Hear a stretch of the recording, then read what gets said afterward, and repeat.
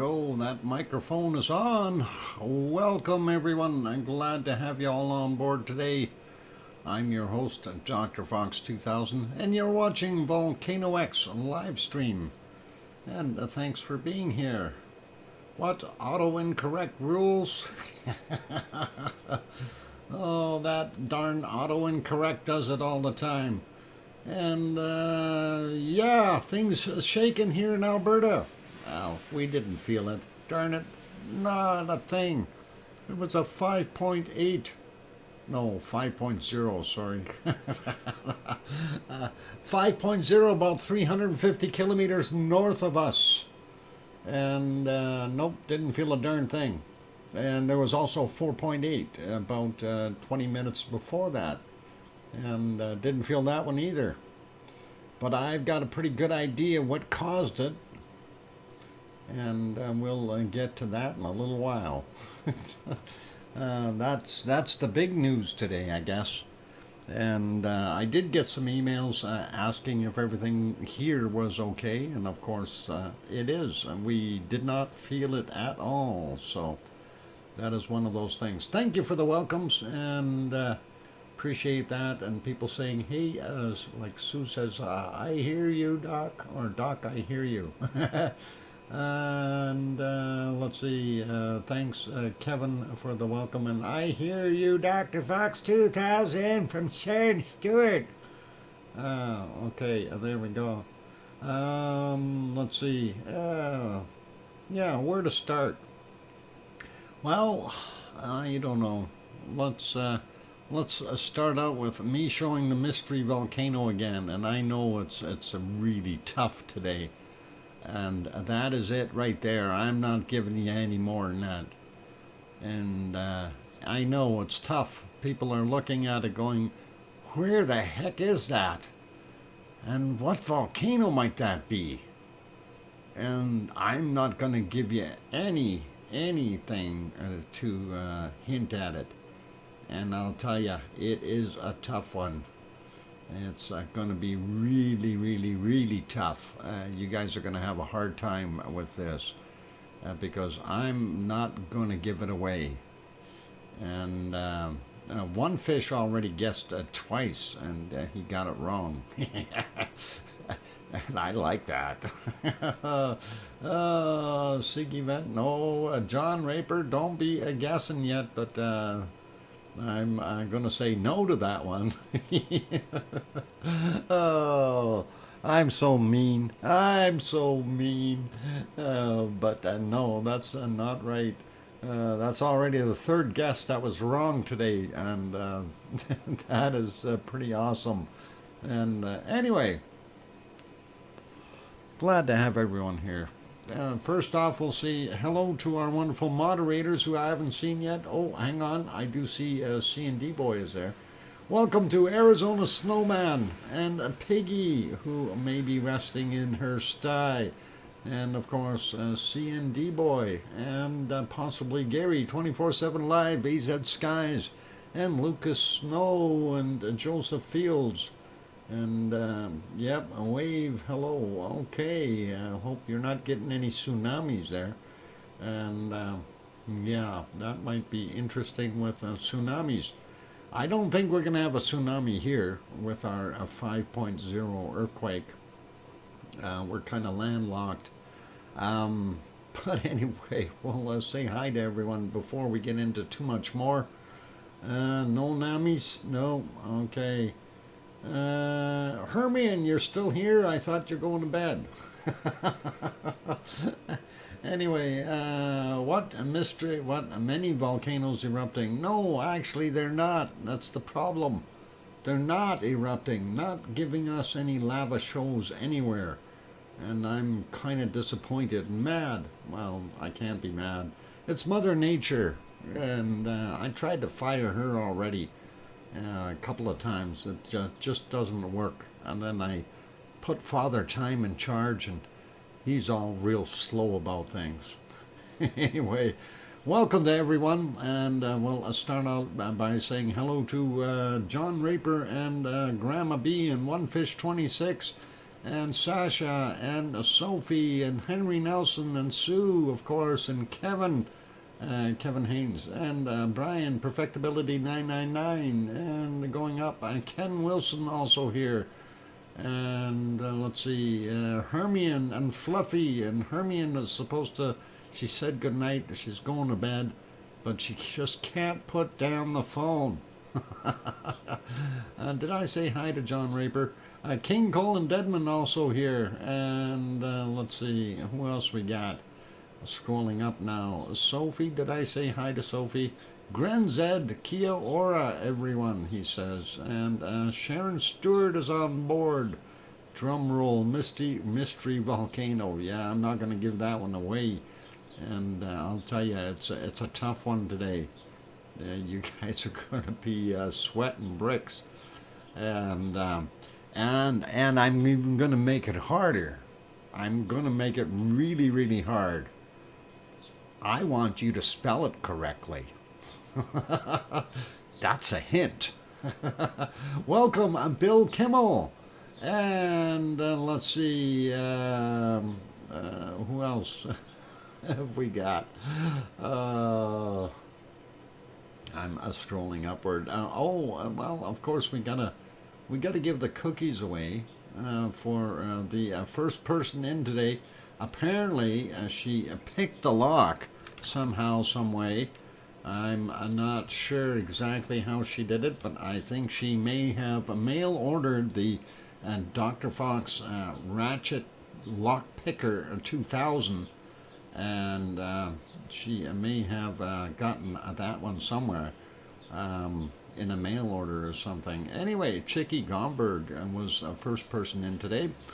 Let's see, OneFish26 is keeping quiet now. Yeah, he's guessed twice and shamed himself. Saving my last guess for later. Oh, come on. Email it to me there, OneFish26. Oh, okay. Well, let's see. I won't say a word. Welcome also to Claire Shipman. Good to have you back on board. And going up a little bit more, looking for other wonderful names like Peter Greenleys. Welcome. And let's see, who else we got? Lizoid is here. Welcome, Lizoid. He was rebooting his computer. Took forever. And that's why Chicky had lots of time to pick the lock with that super duper lock picker tool. And let's see, who else we got in here? We got Sharon, we got Brian. All right, still scrolling up, looking for more wonderful names. Michael Olson also in the channel or chat, and Peter Greenleys, we got you already. Sharon, we got OneFish, we got Lizoid, we got. All right, going. Looking for more people here. Let's see, a lot of chatty people. Did I say Henry Nelson earlier? I think I did. And let's keep going here, see if we can find someone else. Let's see. Okay, Johnny Gonzalez, welcome. So we got John Raper and Johnny Gonzalez in. And who else we got in here? Charlotte is on board as well. Welcome, Charlotte. And I'm up as far as I can get, and I don't see. Oh, Connie Tyree. Welcome, Connie. And I think I've got everyone now. If I did not call your name out, didn't say hi to you, I do apologize. It is not intentional or on purpose. People like Richard Francis who come in, grab a lava cookie and head for the lounge real quick. I sometimes don't see their names, and they just run and go hide in the back of the crowd munching away. But I can hear them eating, so it's my hearing's pretty good. Drives me nuts sometimes, actually, but that's okay. Anyway, all good, and yeah, the lurkers. welcome to all the lurkers. If the lurkers are hiding there, please do hit that like button if you're enjoying that lovely lava on the screen. And we will get to going around the world real quick and see what isn't happening. What I can hear the crunching away here underwater. Oh, phew! All right, and that is okay if you can hear the crunching. They're soft cookies, by the way. How are you guys crunching with soft cookies? I don't get that. All right. I'm confused now. I know I didn't make them very crispy or anything. I'm hearing what is a good. I can hear the cockroach running across the carpet. Mona Alfano, welcome. And can you hear cockroaches running across your carpet too? Okay, I'm eating crisps. Sharon Stewart retracted something. I didn't get that. Let's see. Sue, okay, detected a 4.2 further north near Masterton. I felt a jolt of M4.4 or 6. 4.4 today. 6 days ago. Okay, cool. Got it there, Grand Zed. Yeah, we had a quake up north, and actually, let's point that out first off, since everyone is kind of curious where that actually happened. And I'll put this on the street map so you guys can kind of see where it is here in Alberta, where we got zapped with quakey. Anyway, let's go there, and of course there you can see where Edmonton is, right in there. And if we zoom in a little bit, you can see that is where the quake happened. So Edmonton and quake, Grand Prairie, quake. And if we zoom in a little bit, you can see it is actually near Peace River. And there's a Peace River there, and that is this guy. That is a 5.0, and it's 44 kilometers from Peace River. And there was also a 4.8 there, slightly earlier. I think, what was it, 20 minutes earlier or something? Okay, 8:46 this morning. The other one was at 8:59.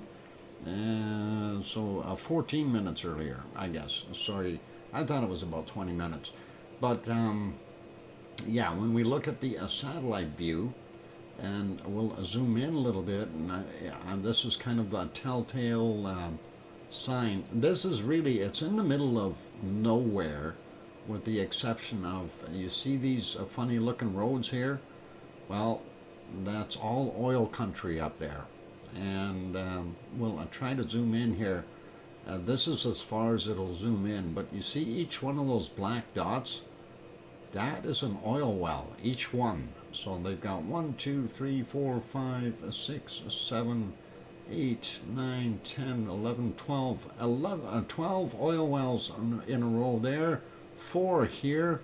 Looks like another 4, 5, 6, 7, 8, 9, 10 right there.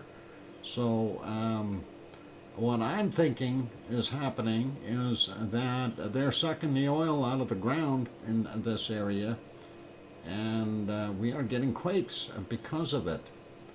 And there's more oil wells over here, or no, maybe not, or there. It could have been no wells over there, but over here they're definitely pulling out a lot of oil.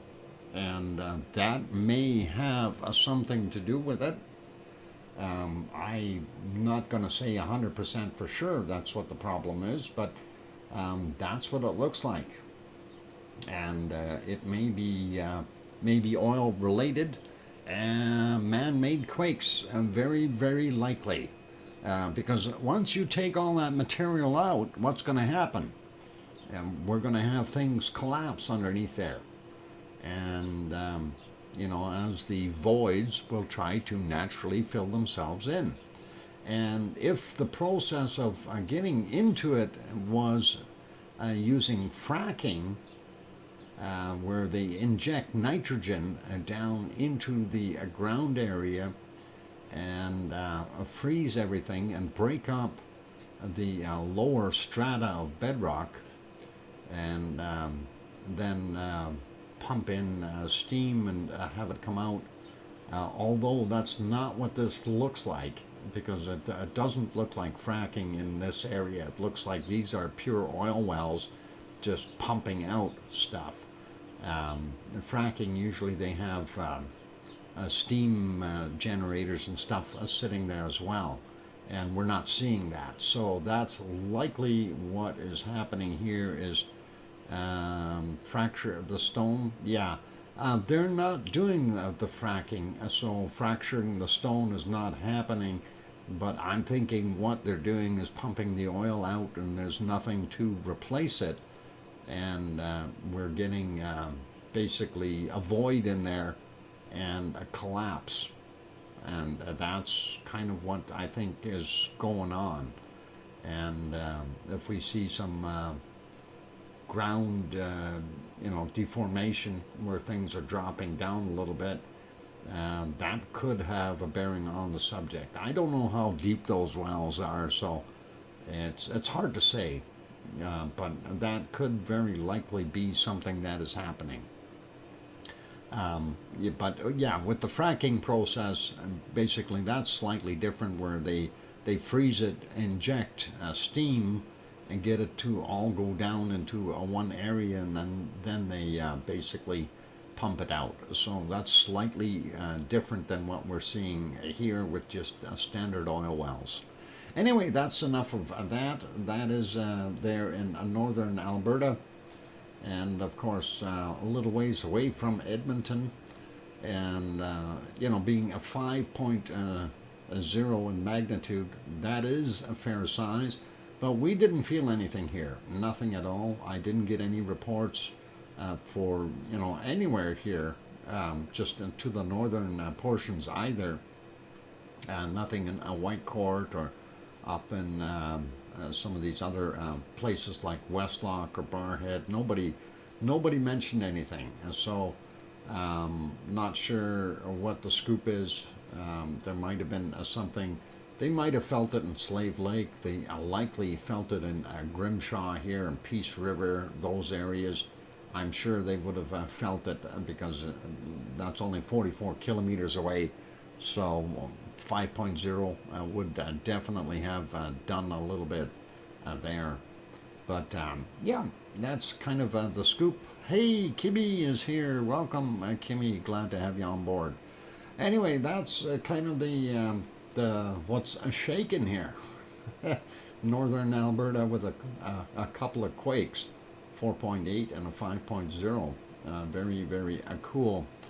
Anyway, let's go around and look at our other stuff around the world. I am not going to start out in Merapi because Merapi is not doing a darn thing. Well, it is. It's still there. It's still doing its thing, but it's not doing anything really major. So let's go to Iceland. We'll take a look at what's going on there, and I'll get myself onto our Iceland stream here, or two, and make those bigger so we can look at them. And I want to go to that one first, and maybe crank up that quality just a tad. There we go. And that one is good, and this one is good. Okay, so over to Iceland we go. Of course, there's our wonderful city of Reykjavik. If we go back about 10 hours, we see what it looks like. Not a bad day there at all. Again, still plenty cold though from the looks of things. If someone wants to bring up the weather for there, just exclamation WR would work, and we can see how cold it is. But beautiful clear skies for the most part, and We see still some snow out in the back here on the mountains. Thank you, Sue. And that is awesome. Yeah, -4 degrees Celsius in there. So not too bad for those guys. And we'll put that one back on live. That's what it looks like right now. And we'll make that smaller, go to the next one. This, of course, is the airport. You can see the beacon lights on top of our wonderful Perlin Center, where these first two cameras are located. And of course, that is, we've been in that parking lot on the other side of the building, of course, when I was over there. Anyway, there's your regional airport, and you can see some of the grassy areas and stuff. And I call it a bunny land out here. And the bunnies are hiding in there. Anyway, yep, that's what we got going on there. Not bad skies, and looks pretty clean and awesome. And we'll put that back to live. We'll go to our next shot here. And of course, very dark there right now on that shot. If we go back about 10 hours, we see some beautiful blue sky, and of course a very bluish looking snow on top of Katla.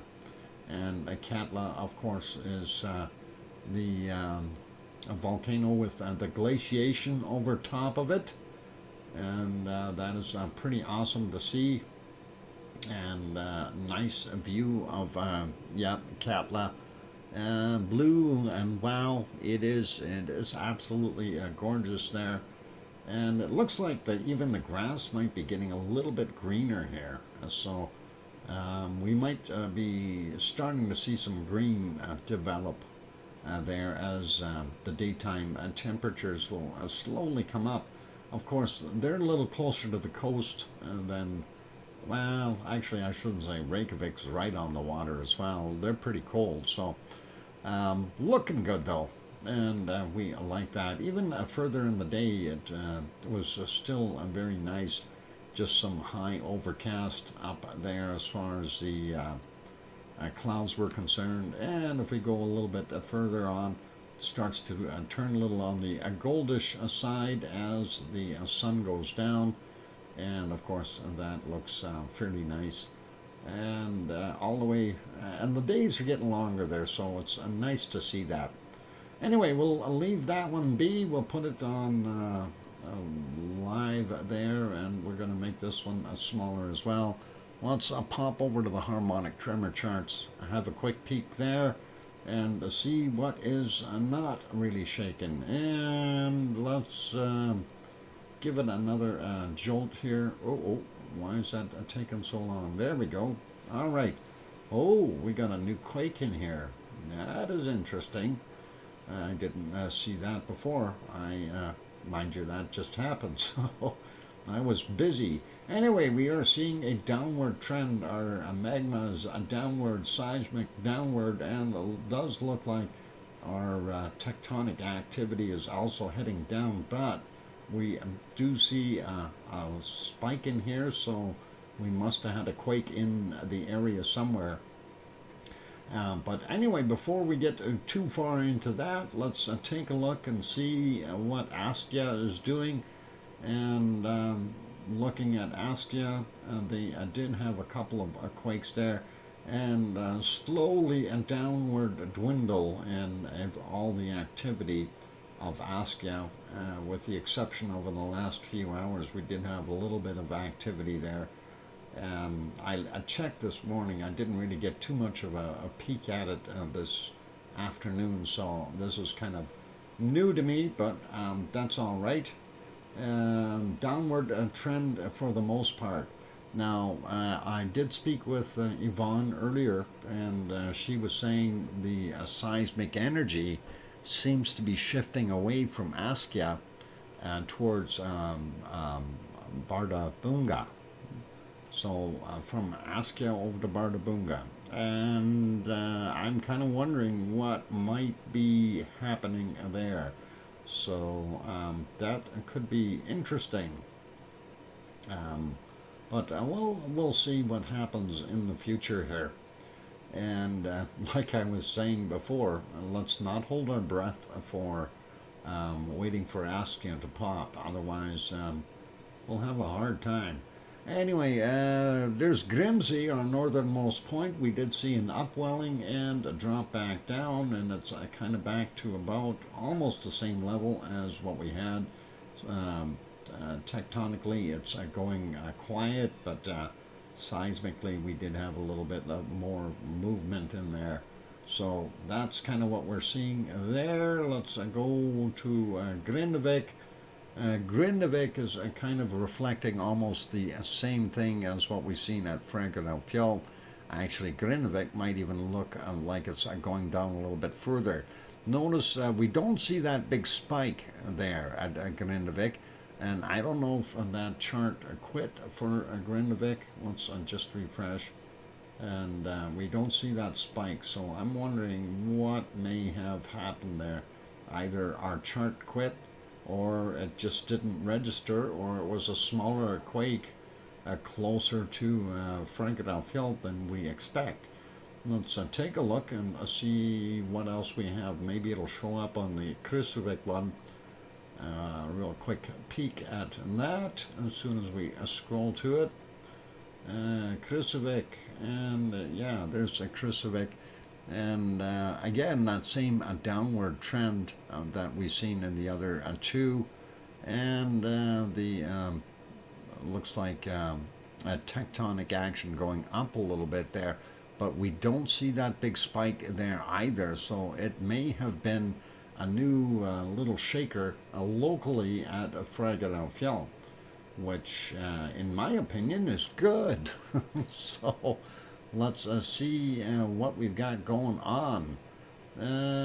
Beautiful a day there. Wow, yep, neat. Okay. Sasha, welcome, Sasha. Did I say hi to you earlier? I don't think I did, but I did say hi to Kimmy, who is using that beautiful volcano sunrise and sunset. That is awesome.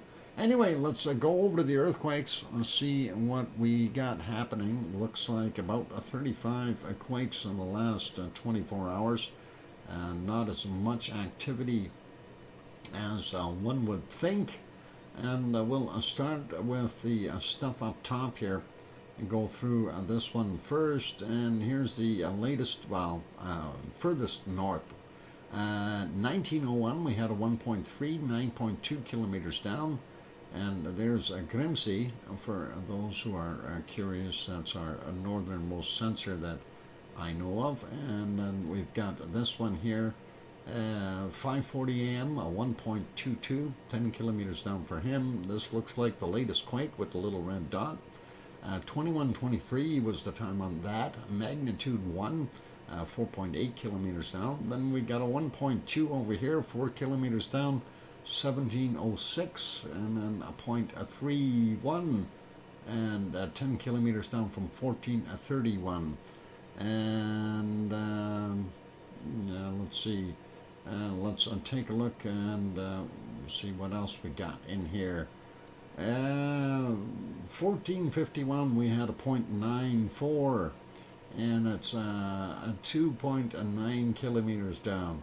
Next one is 13.42, oh sorry, 13.42, and I'm trying to think of two things at the same time here. Doesn't work. Sorry. Magnitude 7.79. If it was a magnitude 7, Iceland would be destroyed. 2.47, or just about 2.5 kilometers down for that one. And next one is a 1.6 kilometers down, 13:34 is the time on it. I'm trying to come up with a response for a one fish who was cheating, and one fish, you're cheating. 1842, we had a 0.2. 12.5 kilometers down, and looking at what's just south of Herdebreit, we see a 0.16, 8.1 kilometers down, and that came in at what is it, 4:14 in the morning. And then we've got 3 quakes around Askja, very small though. And this one is a 0.24, 5.2 kilometers down from a 452, and then this 0.73, 2 kilometers down, and that is more interesting, but you know, only being 2 kilometers rather than 4 or 5, but 3:39 a.m. And the other one over here from 1546 and a 0.59 and 2.8 kilometers down. So a couple that are a little bit more shallow, but I don't know what's going on there. And you know, if the seismic energy, or sorry, the seismic energy is transferred to Bardabunga, we're not seeing it. Where's the quakes? Grimsvatn had a 1.04, 3.4 as the depth on that from 8:41 is the time.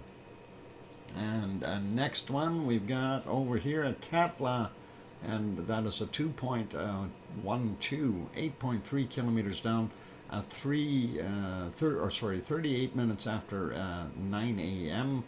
And then he had a couple of friends, a 0.38, surface quake, 135 meters down, 7:12 a.m., likely ice movement. And then we had a 0.26, and that came in at 11:11, depth of 2.2 kilometers, or just about 2.3.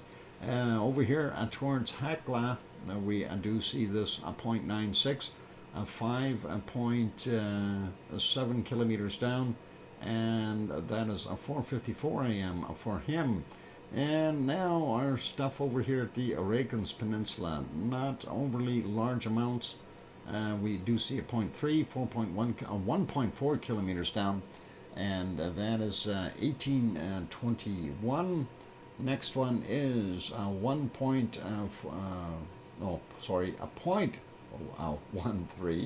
6.4 kilometers down from 1:46 a.m. And then we've got a 1.25, 5.3 kilometers down, and that's 2:43 a.m. Then we got a 2 or 3 stacked here, 0.7, 5.8 kilometers down, 17:20, and 0.8, 4.1 kilometers down, 17:28. Did we get this 1.25, 5.3 kilometers down? Yeah, we did. Let's keep going and welcome Full Circle, Florida, or AKA Florida 360. 0.5 in magnitude, 4.4 kilometers down, 17:04. 0 from 4.3 kilometers down, 17:14. And what is it? A 0.8, 3 kilometers down from 17:59. Next one is a 0.8 from 17:49 at 4.2 kilometers down.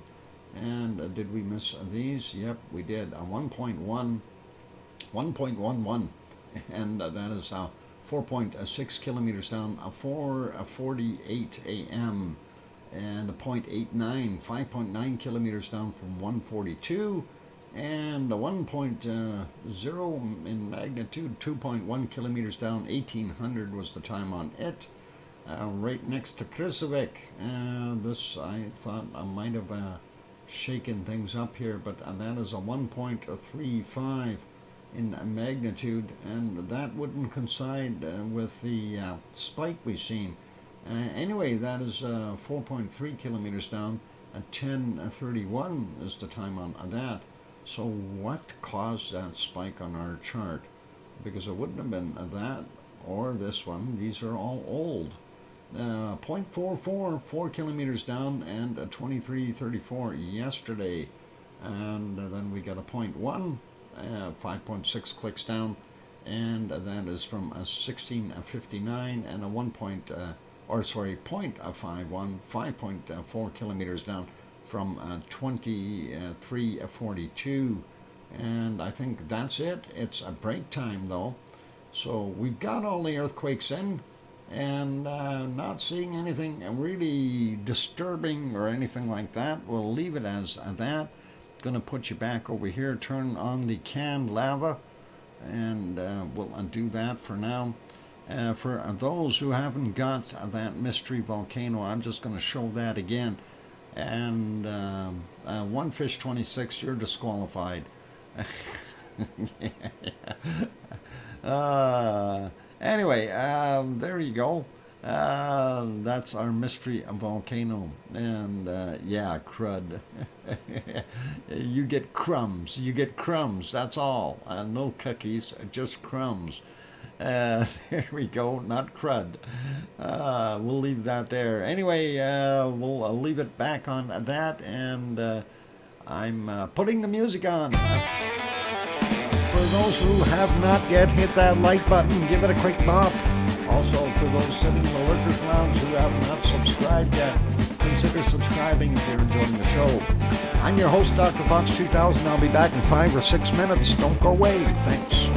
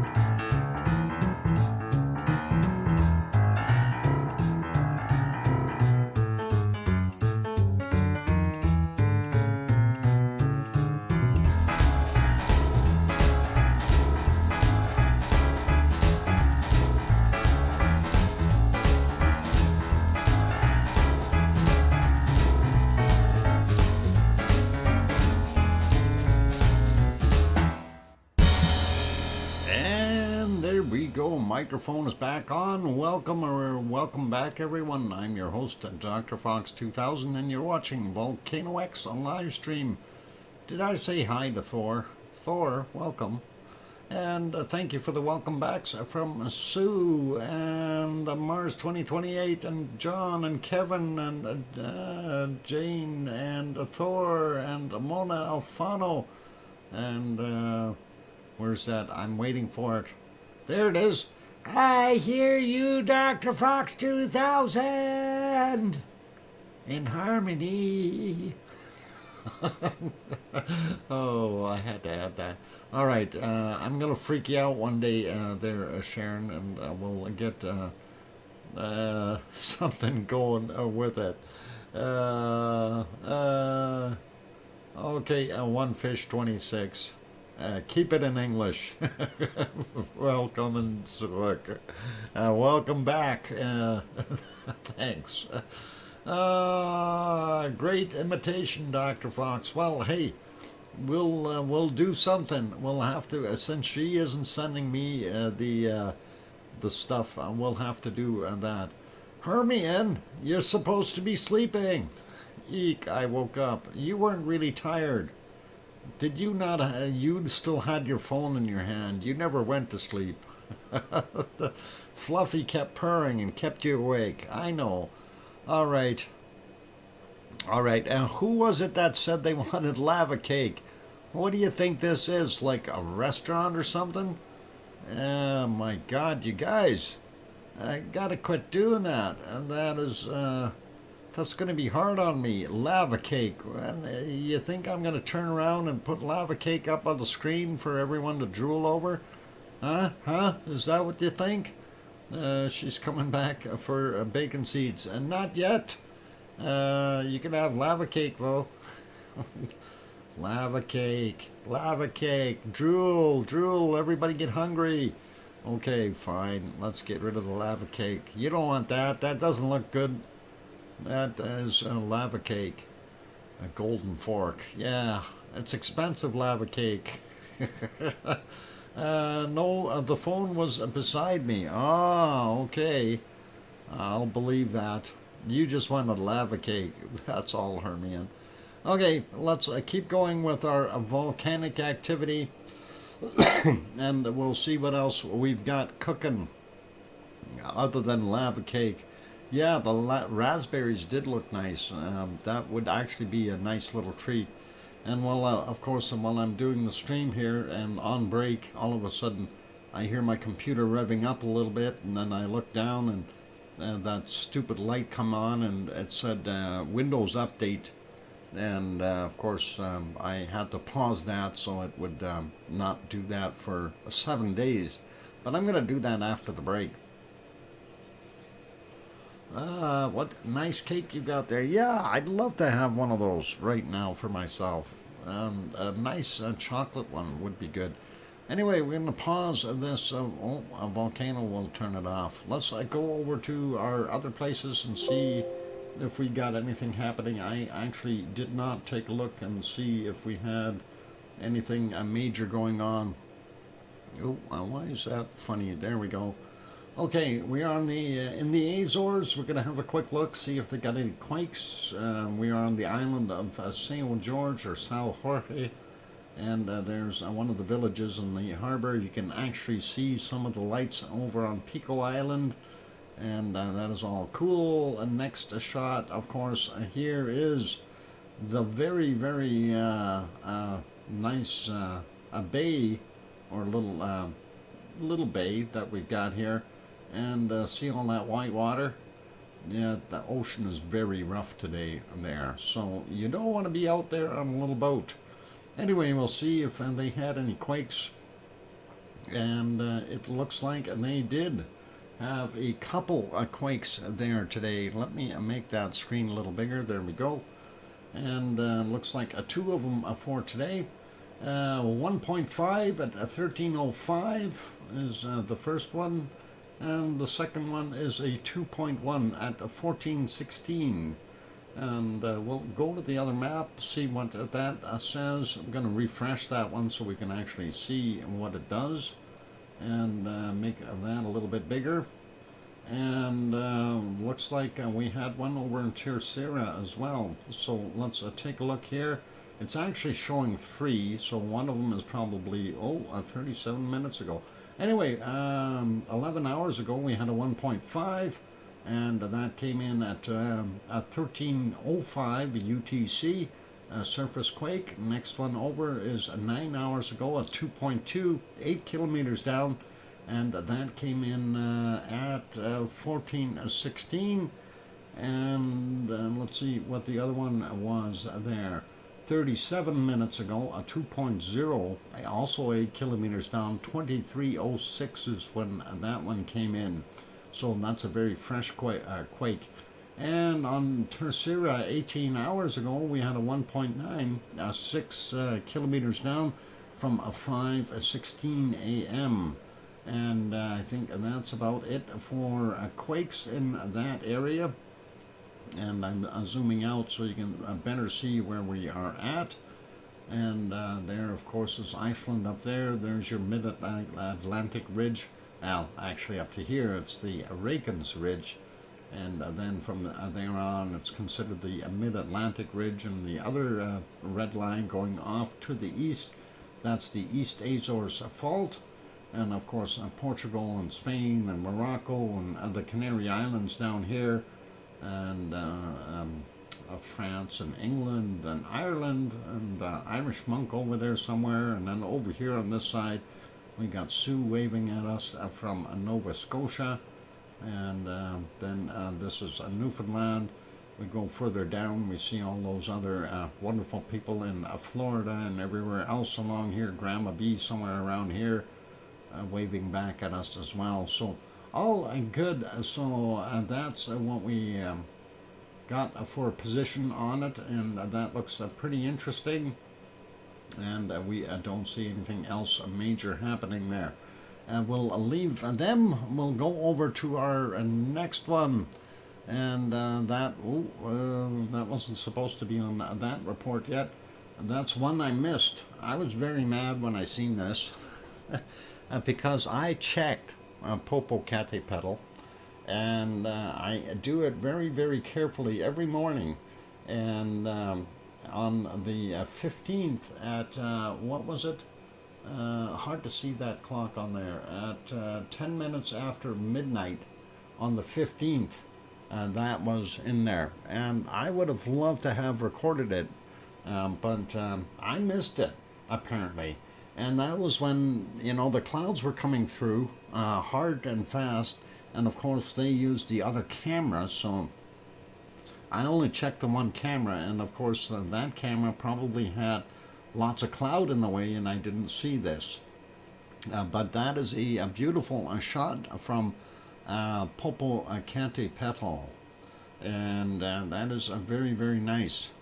I hate when that happens. Yes, Kimmy, it's horrible. I always check that other camera continuously, and I missed this. And that other camera was probably covered in cloud, and I seen some glows, but nothing like this. So I'm kind of mad at myself. But I guess we can't have it all, okay? And that's the way it goes. Hermione, good night again, and hopefully you can get some sleep. And all the best to you. Okay, so what's it say here? Popocatépetl volcano, Mexico, glowing lava bombs covered the summit, and basically the explosive eruption of the volcano continues at generally moderate levels. Surveillance camera observed several volcanian type explosions over the last 24 hours, of which a powerful one generated glowing hot lava fragments showering the most of the upper edifice, including the summit cone. And the eruption took place shortly after midnight yesterday. Okay, a released ash was carried approximately 6.7 kilometers elevation and drifted in eastward direction. Furthermore, 131 passive emissions of water vapor, gas, and ash venting were detected. So lots of activity there, and that is a really a cool picture, though, and I'm mad that I didn't get it. It's one of those things. But hey, that's what happens when you're looking at the other cameras, and you know, you figure you're watching the darn thing, and then that goes and pops like that. Anyway, Popocatépetl is looking like this right now. The sun has not yet set.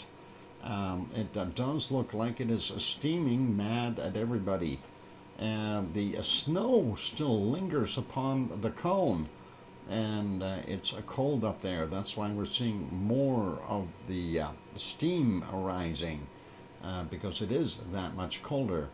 If we go back in time a little bit, we do see at various stages it did look different, and the plumage definitely looking more ominous because of the cold weather.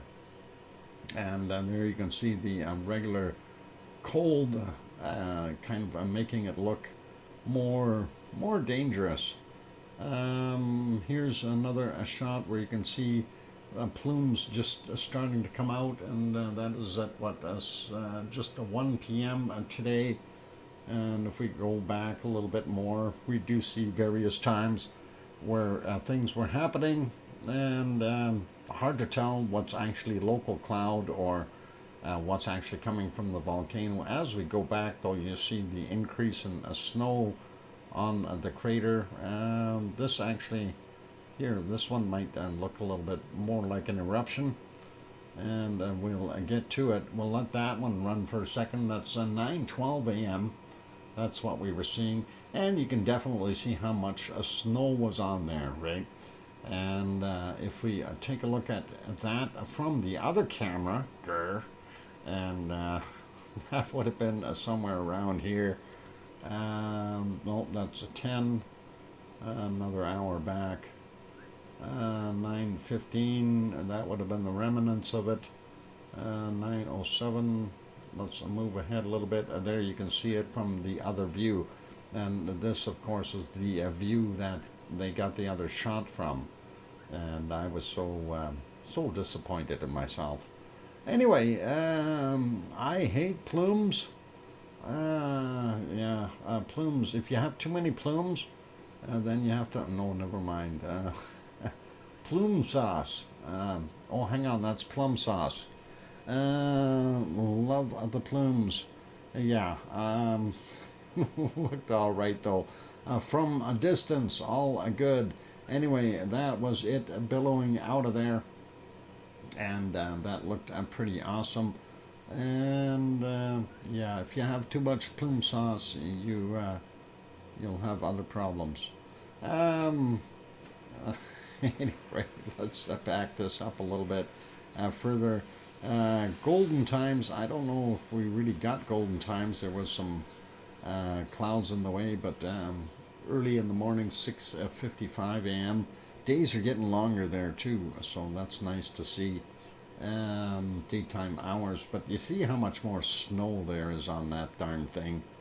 And then we get into the nighttime activity, and again, that is always deceiving, but you can see how that starlight was shining, and then of course every time it puffed out, I was looking for any kind of activity there, and we just didn't see anything spilling out, unfortunately. And even if we go back a little bit more here, we didn't see anything. Let's see if it'll put me back.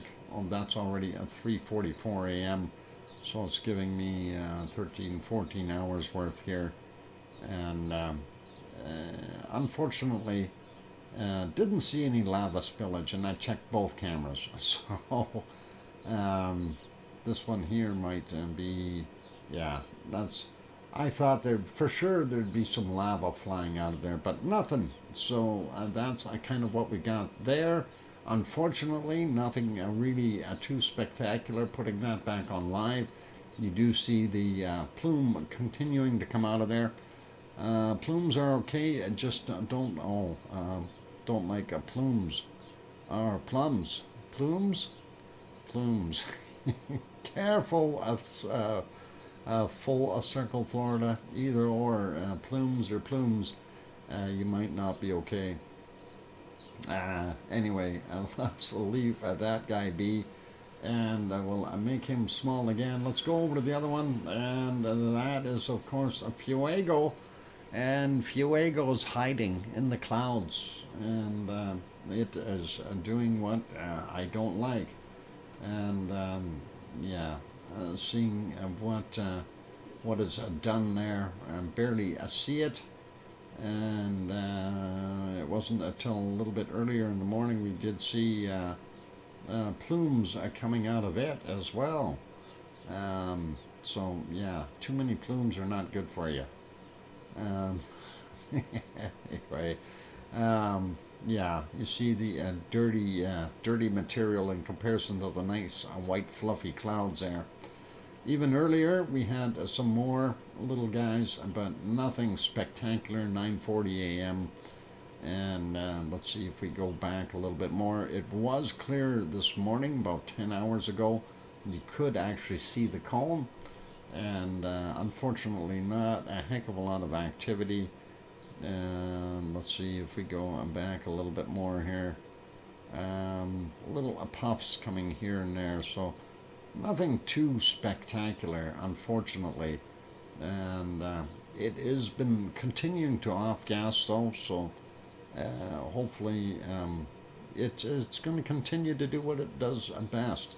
And this was in the earlier morning hours at 5:57 a.m. and just as the camera changed from black and white to color, and there you can actually see it glowing a little bit. And I'm not sure if there were any plumes involved there. Plume pudding? Okay, never mind. Bad plume jokes. All right. A little bit of lava flying out of there, but nothing major. Let's leave that guy be. We'll put him back on live.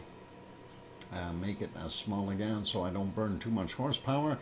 Getting on to the next one. Thor says, I'm off. I've got an early start in the morning. I'm going to pick up my own trailer so I can get it cleaned before I load frozen meat for Bilbao, Spain. Okay. Bilbao Bay. What is it? Bilbao, Spain. Okay, no worries. Anyway, Messiah, this was from earlier today at 8:51 a.m. You can almost see down to the bottom of the crater in that area. Very, very deep hole here, so let's look at it and see what it looks like right now. Yep, more smoke in there. We can't see. Darn it. And of course, that smoke is telling us it is active. You do see just a little bit of a curve here. That is that lava right down there. You can just make it out, but that is a wonderful lava. Both vents collapsed spectacularly a few years ago. Okay, I missed out on that, so that is what we got. And the other thing that we had for today, of course, was the disappointing shot I missed. So anyway, that is it for our Central American area and South America for right now. At least that's what I think. I don't think I missed anything else that came in. We had, yeah, the other one is elsewhere. We'll take a look at that later on in life.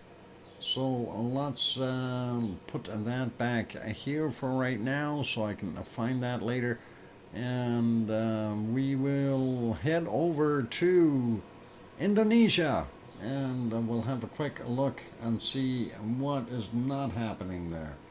And of course, this is Merapi, and Merapi was very, very cloudy all day long or all night long. It's 6:58 a.m. there right now. Why is that so low a quality? Let's try beefing it up just a tad. There we go. And that is what's coming off of it right now. And if you look down here, you can kind of sort of see a lenticular cloud built up around it. Kind of neat that way. And other than that, we didn't see a large amount of outfall or anything coming from it. Unfortunately, we did see, though, during the night, 4:58 a.m. as an example, they did have some lava spillage going on, and so it is still continuing to erupt, but not quite as vigorously as what it was with those large plumes of, or I shouldn't say plumes, but rather pyroclastic flows that we were witnessing. So that is kind of what we've got there. And there you go there. And let's see what else we got. And before that, it was kind of hit and miss with the clouds. They didn't really zoom in on anything spectacular. And that is what we had there. But still looks pretty cool. That's with it flipped around the other way. And we'll leave it as that. I'm not going to worry about Merapi. They did have some thunderstorms and stuff in the area, so every once in a while you'd see that flash. Next one. Here is, oh boy, hang on. I got to make that one smaller so we can do this. And there is our wonderful Mount Ruapehu. Isn't that lovely? And that is Mount Ruapehu. Can we see it at all today? Nope. No, Mount Ruapehu. And that is where it's at. So not visible. We'll make that one smaller. And a quick peek at Taupo's earthquake chart, or tremor chart, whatever you want to see it. And yep, upward activity. So Taupo definitely waking up a little bit. We are seeing an increase in activity there. So interesting and nice to see. Well, maybe not so nice to see for the people that are in the area, but nice to see some activity on the chart. So definitely increasing a little bit. And I know it's break time, so I won't hesitate too much. There we go. There's the reason we can't see our wonderful Mount Ruapehu. Look at that cloud work. That is pretty nasty. And that is it for there. The caldera for Taupo, of course, is the entire lake. And that is it. And not that great of weather there today. Hopefully things will get better. Top of the hour, it is 2. And let's leave that be. And we will put it back on to some canned lava for the intermission. And yucky weather today here in Dr. Fox. Grenz, sorry that you got raindrops happening. Anyway, for those good people who are here, if you haven't yet, hit that like button, give it a quick bop if you're enjoying the show. Also, if you have not yet subscribed and you're sitting in the Lurkers Lounge peeking in, consider, Mount Fog. Consider hitting that subscribe button, and don't forget about the bell notification. And on that friendly note, we'll come back after the break with bacon seeds. So hang in there. And for right now, I'm your host, Dr. Fox2000, here in Edmonton, Alberta, Canada, where we don't have earthquakes, usually. And I'll be back in about 5 to 6 minutes. Thanks, guys.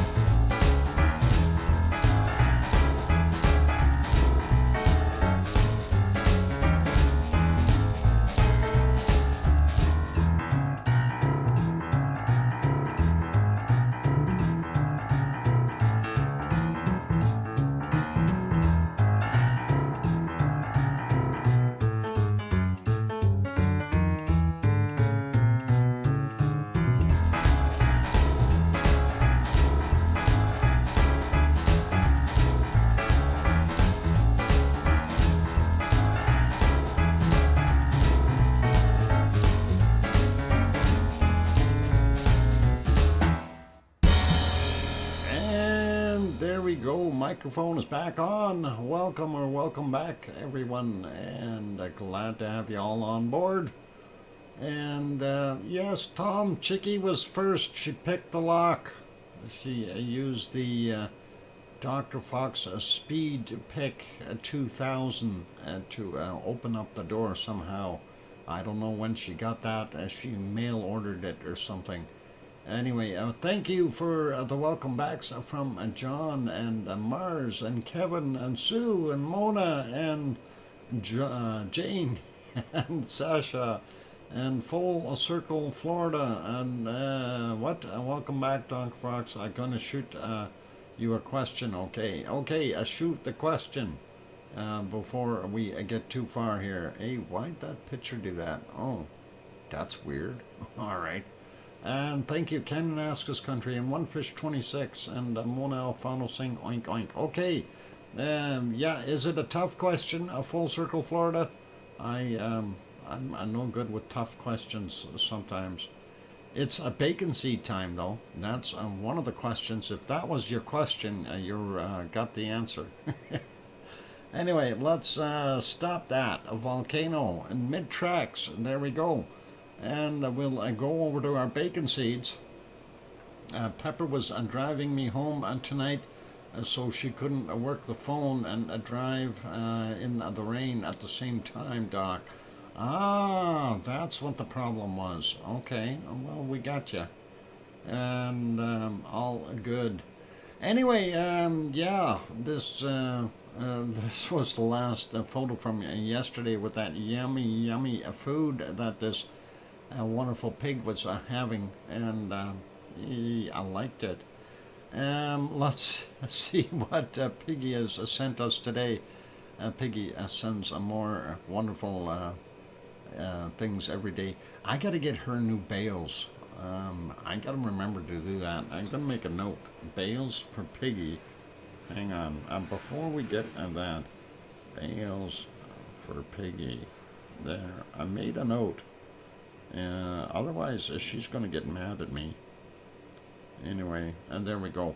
All right, bales for Piggy, and there. I made my note. Anyway, she did send us more stuff. So here's what some of it is starting to look like. And of course, tomorrow's a happy St. Patrick's Day, and I guess in some parts of the world it already technically is.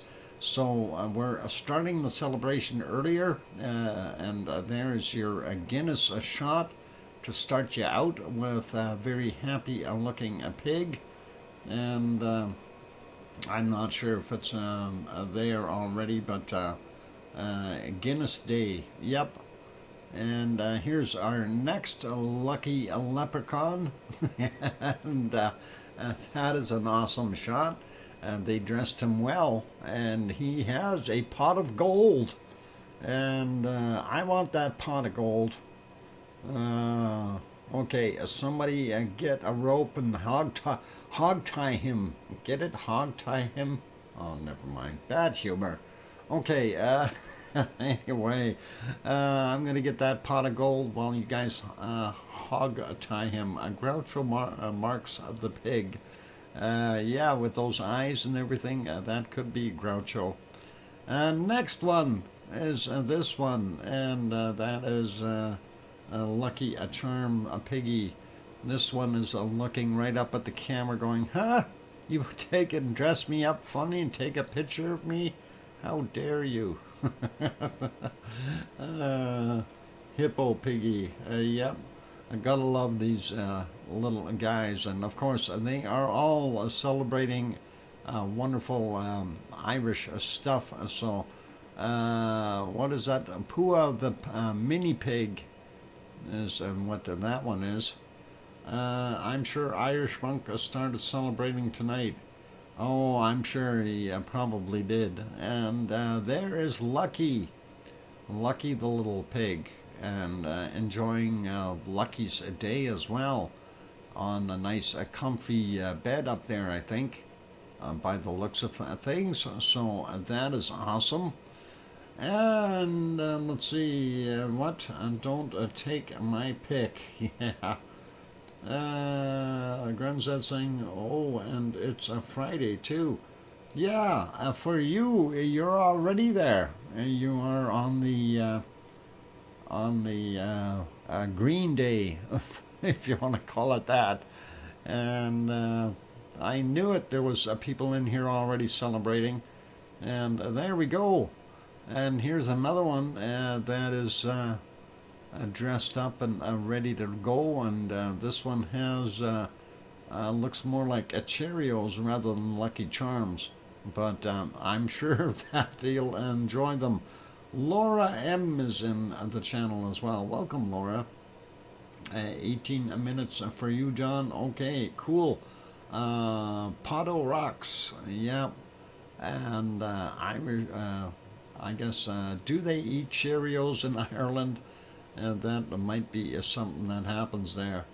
And let's see, who else have we got going on here? Next one.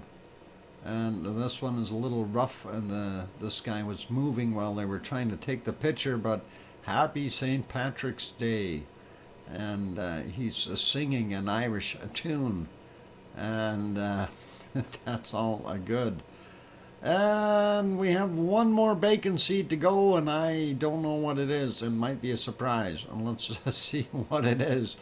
And the last bacon seed of the day, and it is another one that's dressed up celebrating. So, and that's it for your bacon seeds, and thank you, Piggy, very much for the wonderful bacon seeds for today. That is absolutely awesome, and we really, really do appreciate you sending those to us every day. And you know, rain or shine, you do a fantastic job. So if you're listening, thank you, Piggy. We really do appreciate it, and we mean that. And let's carry on. What a shamrock pig. Yeah, cheers, Piggy, and oink oink, and all that stuff. And yeah, that's a nice looking little oinker there. And let's carry on to our next volcano and see what we've got cooking. And this one is Semeru, and of course Semeru in East Java. We do see that, and that is pretty awesome. But no real heavy activity. They did have the screen looking a little different earlier there. Let's get to a little bit of a plume here. I think right around here or thereabouts. We seen a little bit of activity. Full circle Florida. What imminent? What you say? GeoHub is saying Alaska eruption imminent. What do you say? I thought his last video said that it wasn't. That he was on the fence, and he was kind of taking his words back there, Full Circle Florida, in his last video that he put about it. Thank you for the wonderful super chat. Full Circle Florida, I'm writing that down, Florida. And thank you kindly for the $5 super chat. Yeah, there's a little puff out of Semeru earlier today at 6:50 this morning. Yeah, the Alaska popping. No, this is not Alaska popping. This is Semeru right now. Alaska in, whoa, which volcano in Alaska? Yeah, there could be different ones. The one that we were thinking was going to pop because of all the quake activity was Tanaga, but we don't know if that is going to do its thing. So that's something we got to think about. Yeah, in the Aleutian Islands, Tanaga Island, of course, has Tanaga, and what's the other one on there? Sue will probably have the answer for me. Anyway, that one, he kind of retracted his statement of thinking it was going to pop. So, not sure what. No, it wasn't Trident. Trident is further to the east. It's Takawanga. Takawanga is the one. Tanga and Tanaga Takawanga is the one. I may have missed that one. He may have been referring to both reports by a USGS. Well, yeah, it's going to be hard to say what's going to happen up there. Right now, I'm kind of looking at Semeru, so that's where we're at here. We did have another pop a little bit earlier. Let's see if we back that up a little bit and see what we've got coming out of this thing. See if we spotted any lava. It's hard to stuff that genie back in the bottle here. And oh, that was a nice of YouTube. I hit the back button and it put me all the way back. Oh, this is a different one. Let's try that again and see. Get back in there. And I want to see if we have some Whoa, that was a fast looking bird zooming by. Yep, and we've seen it again. That is incredible. That was a speedy bird. I don't know if you guys seen that, but it flew past there really, really quickly. And Tom says you have 5 minutes until your break. Thank you. Yeah, that was kind of what we were seeing there. And then I was looking for more eruptions during the course of the night. And some of them were kind of a little bit, well, this one had a little bit of bacon, not much. Let's see if we can get it right to where it popped. And there, we should be able to see it pop in this shot. So 3:59 is the time on this one.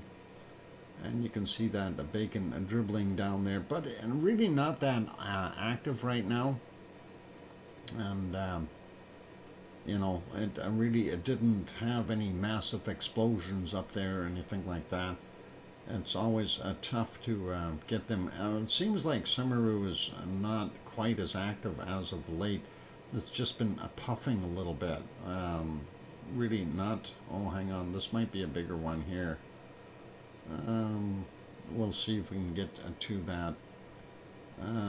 Right there, we see a little bit of a plume. I'm going to back that up a little bit more. And yeah, we're not seeing the explosive factor that we were seeing a couple of days back. So it looks like the pressure might be down a little bit. And yeah, if we look at that, it was mostly smoke. Oh, hang on there. Let's do that again. There it is. That's what I'm looking for. A little bit of lava splashing out, and that hit the back wall, and that was pretty awesome. And also a little bit out on the front side, and pretty cool. And then a lot of smoke. And prior to that, we had a little bit of activity as well, trying to get to that. That would have been right around here. Let's just back that up and see if we can find the ignition point here. Yeah, we'll let that play forward and we'll see. Okay, yeah, it's okay, Full Circle Florida. It's all right. We understand. Your curiosity is just as valid as everyone else's, though. And you know, Alaska is kind of a strange thing. Yeah, nothing on the volcano discovery about any Alaskan volcanoes erupting. So yeah, I kind of looked at that today too, looking for activity, and wasn't seeing anything anywhere, and I was a little bit disappointed in that. I was hoping to see something, and unfortunately, it just didn't happen. There was nothing in these ones. What really got me hunting, though, of course, was the fact that I missed that one at Popocatépetl um, on the other camera, and that kind of got me a little bit rattled, because I would have loved to have seen that and been able to capture it. Let's see, there was another one here. This one, they were actually zoomed in on it, and let's see if that'll show up. And there we go. 2-minute warning, thanks, C&D boy. And there we go. We got a little bit of a bigger one there at 23 minutes after midnight their time. And of course, that is one of the neat things. By the way, CCTV Semeru is actually not sponsored by the Indonesian government, and I thought it was. I was reading through some of their material today. They are totally sponsored through themselves, and that is very interesting and unique, and you got to bear that in mind. I didn't realize that. I thought they were part of the Indonesian volcano network, but they're not. So that's something that we need to know sometimes. Here's a little bit of a pop from earlier. Whoop, right around here, if we get it to the right spot, and we'll show that, and then we should be we'll do the quick report on Karen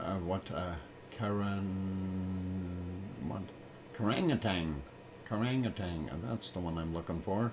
There's the blast out of this one, so this was pretty cool to see, and that was a kind of a nice little bit of a wave of lava coming out of there, and really cool. I check AVO2 and nothing there either. Okay, Sue. Yeah, that's kind of what I was thinking as well. And anyway, the rest was kind of just small little puffs. So I'm not going to worry about this. We'll put that back on live. And we will go here real quick and talk about Karangatang volcano. Beautiful picture that we've got there. Gorgeous shot. Glowing lava blocks, what is it, emanating from the lava dome, and you can see the flows, kind of a time-lapse exposure there, and gorgeous looking. I love it. And let's see what else we got here. Oh, I tried to hit the forward button. There it is. From the sky shot, we do see it from up above, and that looks pretty awesome. But when was this? This is Sentinel-2 thermal radiation at the lava dome and hot avalanches. So that is pretty cool.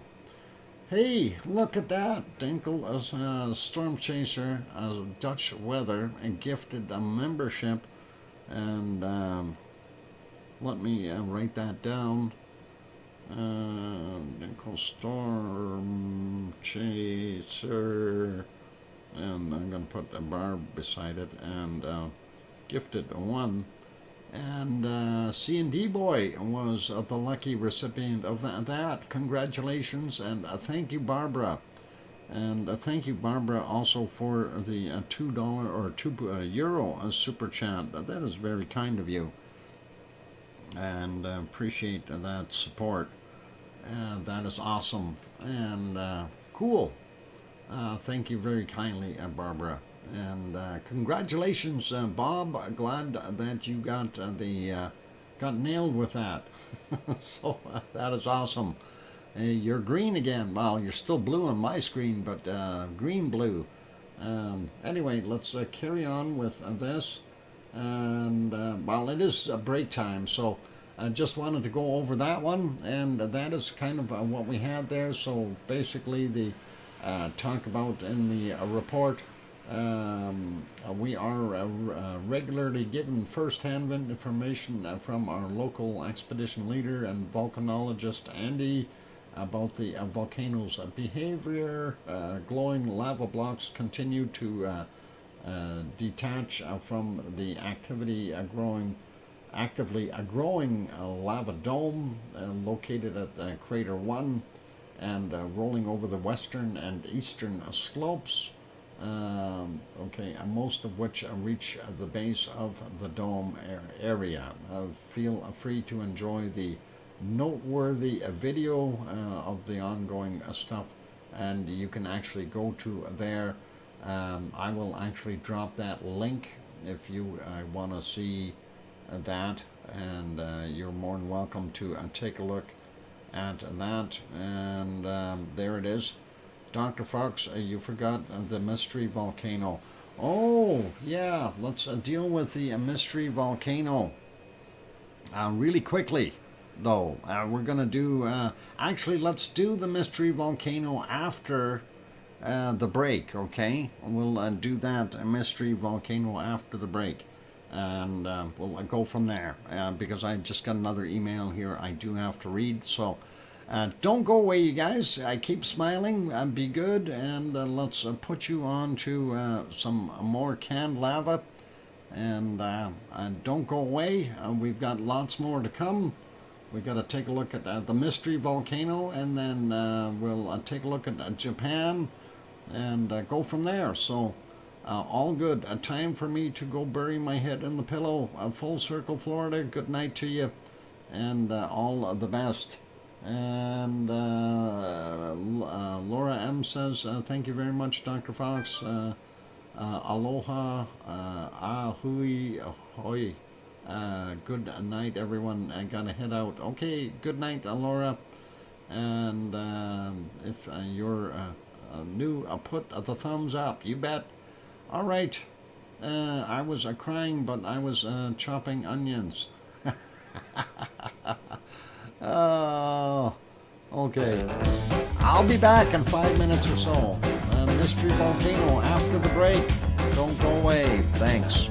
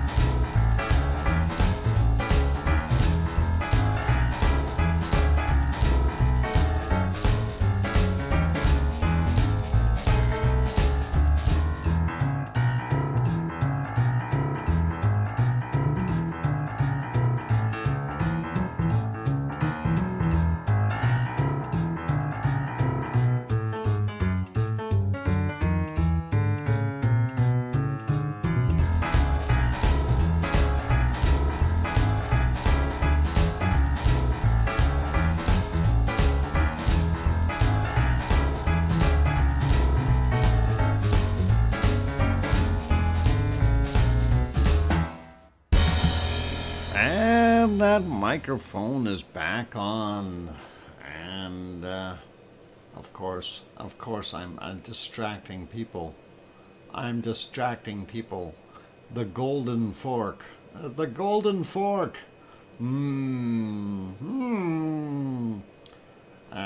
The golden fork is distracting people from what you actually see. Oh, thank you for the welcome backs from Kevin and One Fish 26. Fancy rich restaurant. Yeah, I wish. And thank you, Sue. I cannot figure out what volcano this is. That is great, C&D boy. Grandma B is seeing a little better now, just seeing a double instead of a triple. Ah, okay. Well, there are 2 vents in there, so that's not seeing double if that's what you're seeing. Otherwise, you'd be seeing 4. And I hope your vision is okay there, Grandma B. And thank you, Jane, for the welcome back. I hope it's not almond flour cocoa cake. Yummy. Okay, Mars 2028 is saying Etna. And that is wrong. Etna is wrong. I'm not going to tell you, Sasha. Not telling you whether it's a shield or a strato or what type of a volcano it is. No, it's not Messiah, and definitely not Messiah. Although Messiah would, it wouldn't work. Nope, definitely not Kilauea either. Sharon Stewart says, "Hear you, Dr. Fox 2000," in her melodious voice, singing it. What? Aria, no. No, definitely not. And let's see. Okay, who else has got a guess? And remember that you have to spell it right. If you don't spell it right, you don't win. So make sure your spelling is on cue. It's not Barren Island Volcano, no, Mars. It's not Merapi. It's and La Palma is not a volcano. That's a whole island. Hints. Yeah, the hint is you have to spell it right. Ay. What's wrong with you guys? Spell it right. Oh, hang on. Oh. Okay, never mind. Yeah, One Fish, a snout bopped. One Fish, I don't know if you caught that hint that I just threw in there, but the other people didn't. No, it's not Merapi either, and it is not a Nairogongon something. The Eiffel in Germany, no. Tinkle Storm Chaser.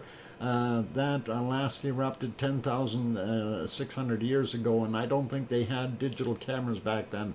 No, it was not Shivelish, although I think it's actually Iceland.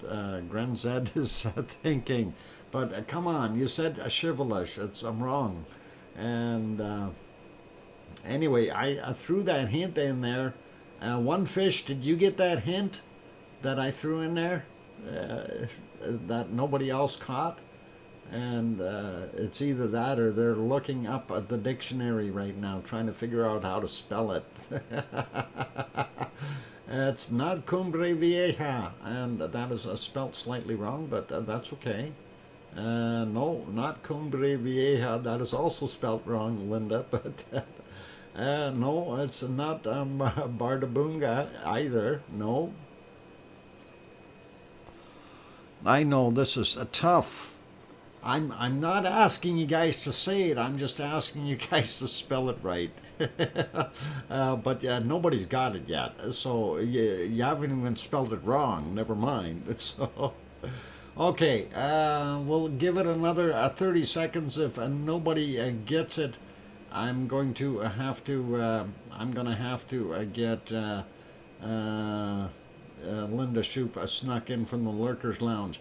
I'm gonna have to get OneFish26 to name it if you guys don't get it within 30 seconds, starting now. Okay, and no, it's not Hecla. Nice try though, but it's not Hecla. Although you did spell Hecla right. It's not Popocatépetl, and you spelled that right too, but no. And so, all right. Even though I know OneFish26 cheated because he did what he needed to. It's not Chickarachki, it's not Astia, it's not Mauna Loa, and no,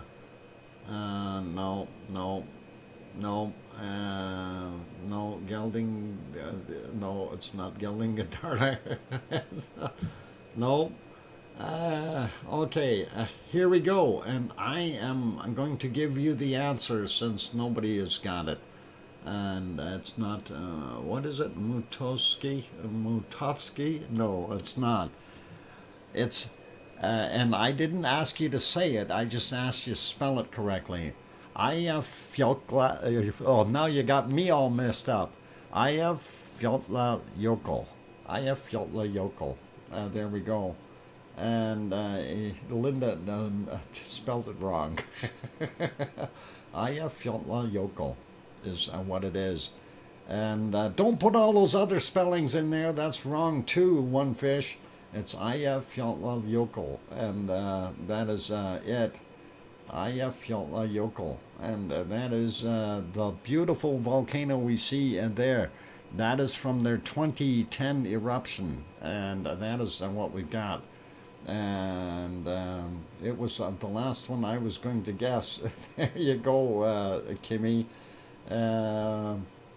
Well, that name is a thong breaker. Uh-oh. Eyjafjallajökull. Eyjafjallajökull. And I've been practicing that name every night, Eyjafjallajökull, and I still mess it up on occasion. So, that is cool though. And yeah, I know, Sasha, you try it, Eyjafjallajökull. It's 3 different words, that's the problem. And Eyja, of course, is island, and Fjalla is mountain, and Jökull is a glacier. So I can't read it. Eyjafjallajökull. That is from 2010. Anyway, Iceland swear words. Eyjafjallajökull. Or if I would have even accepted E-15 if you would have been in the U.S. Army, Corps of Engineers. Can they name a volcano by the number or the place of it? Barbara, the U.S. Corps of Engineers actually did, because they were not able to pronounce it. They called it E-15, like Echo 15. Eyjafjallajökull. And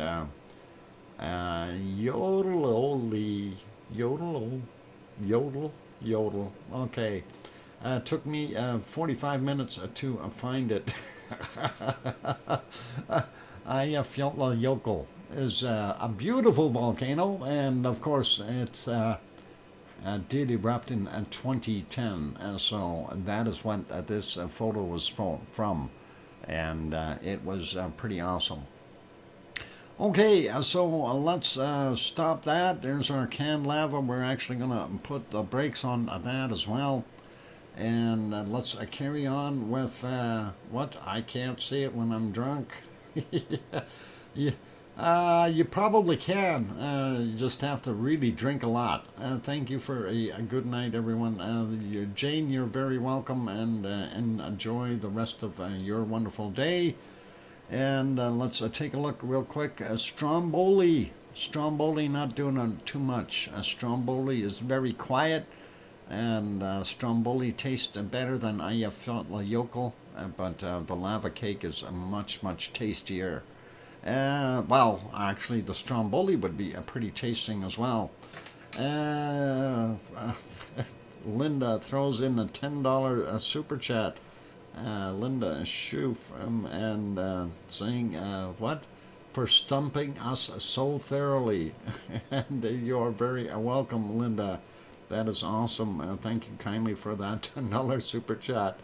And I'm happy I stumped you guys.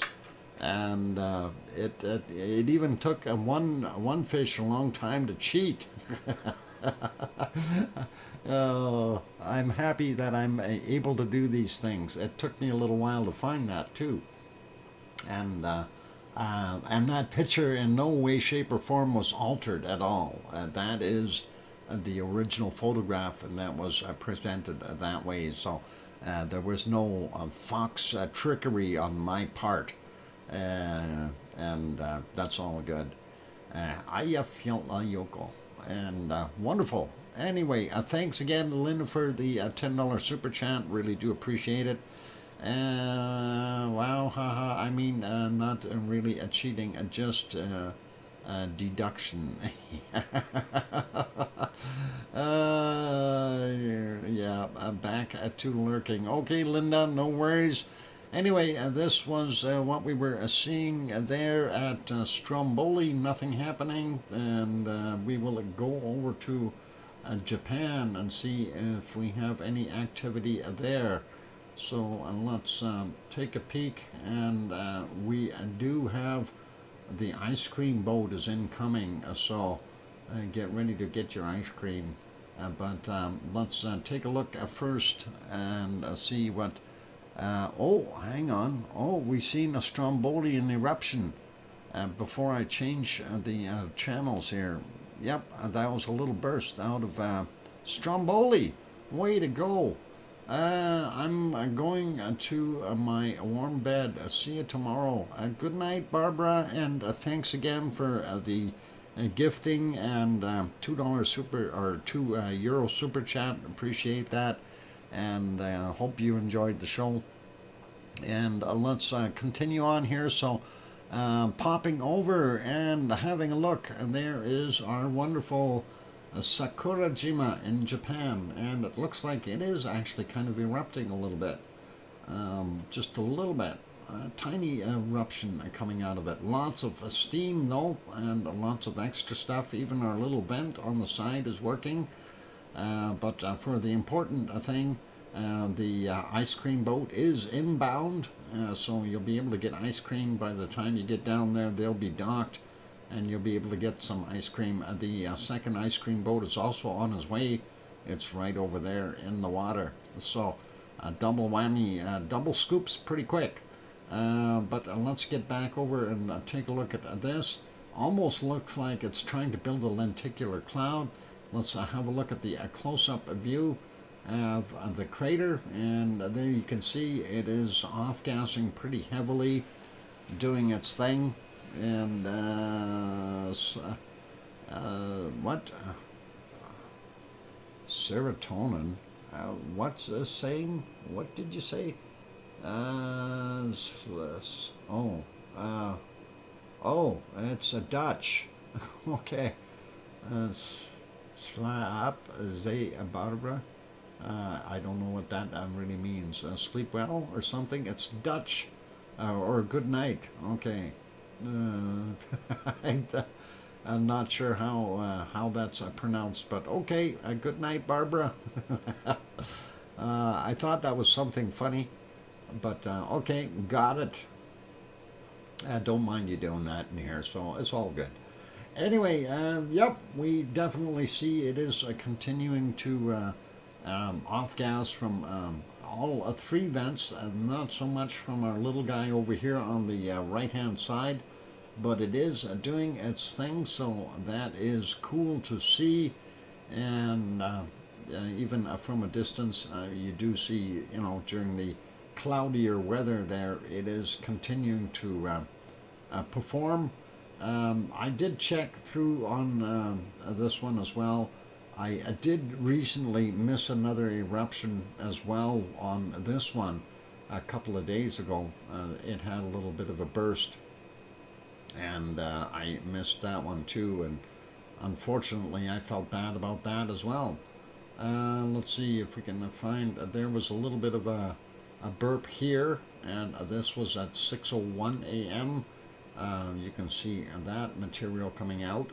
That was from the central vent, and it didn't have any lava involved or anything like that. So let's see, it was kind of a fluffy looking like this, and then if we advance it, you can all of a sudden you'll see the plume heading out of it. There it is, kind of rearing its a dirty cloud out of there. So pretty cool, pretty awesome to see, but nothing too spectacular. And when we went back and looking during the night, we seen the clouds, of course, and it makes it really hard to tell if there's anything happening. Wasn't able to see any glow from the crater, at least nothing that I could discern. Earlier it was a little bit easier going, and not quite as active as it was in the last few days. So I'm not sure what the scoop is with it right now, and again, still not seeing anything.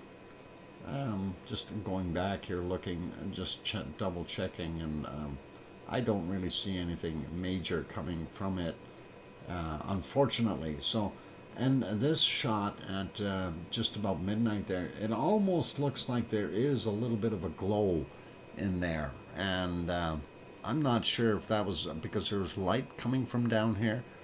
It's hard to tell if that was glow of lava in there, or if that is some reflection off of the lights that were down below.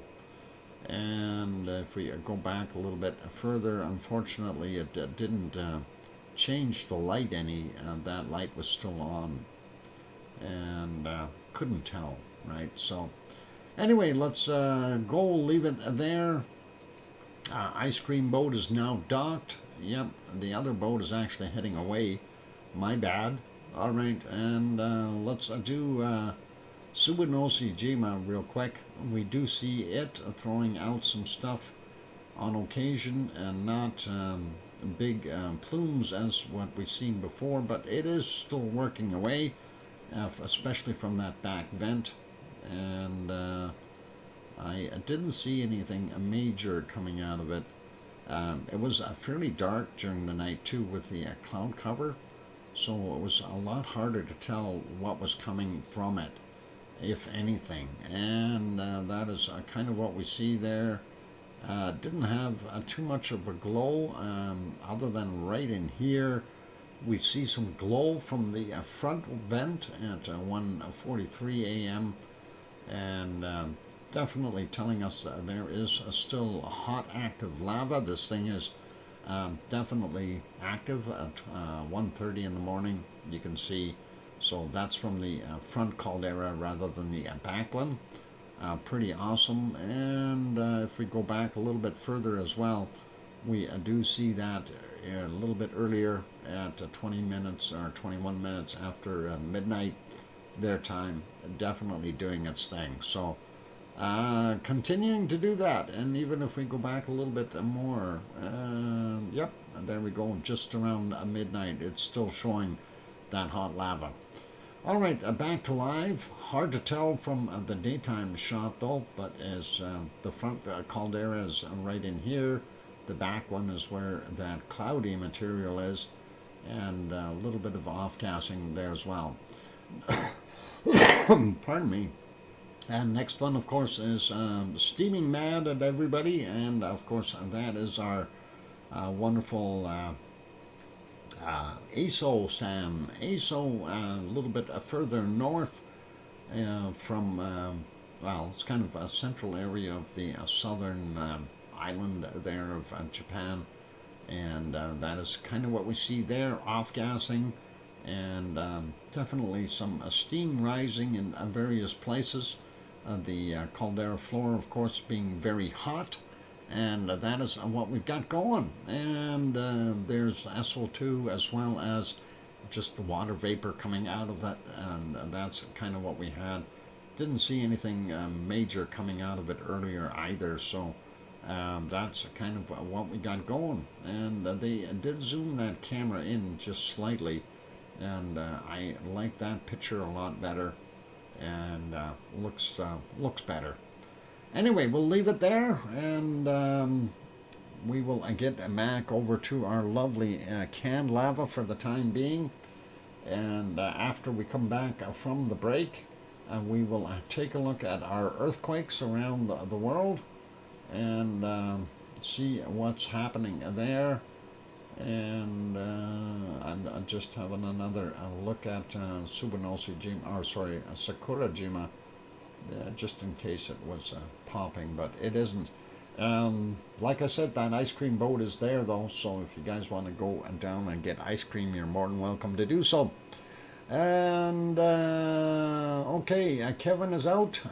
Good night, Kevin. You take care, and all the best to you. Bedtime for me. See you all soon. Okay. Take care, Kimmy, and you have a good night's rest there as well. All right, I'm going to go take a break. We will do the volcano report right after the break. And I'll make sure I bring that email up so I don't forget to do that. Volcano report. There it is. And I'll leave that there. And I'm going to go do that break. And then we will get to the volcano report. For those good people who are here, if you have not yet hit that like button, please give it a bop. And for those, what did you look at orangutan video? No, I didn't. I missed out on that part. Maybe I can't show it on here, can I? No, I can't. Because that will likely get me another copyright strike or something.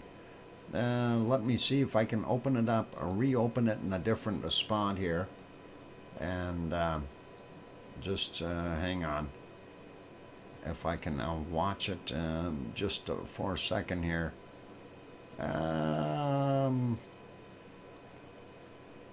Because I still am... where's that video? Oh, click here. Yeah, that is that. Yeah, I can't show that, unfortunately. But what we will do is actually we will put that in here. And because I don't have permission to show it, we will do this. For those good people that want to watch that video, this is from Andy Volcano. Andy Volcano. And you guys can have a look at that video in the meantime and enjoy it. So that should be all right. I'm going to go take that break. Keep smiling. I will be back in a few minutes. And that is actually a very nice looking eruption. Wow. I wish I could show that.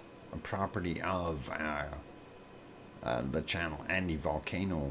And yep, definitely worthwhile going to go watch that. So have a look, you guys. It's 3 minutes and 3 seconds. It's worthy of having a peek. And give it a thumbs up while you're there.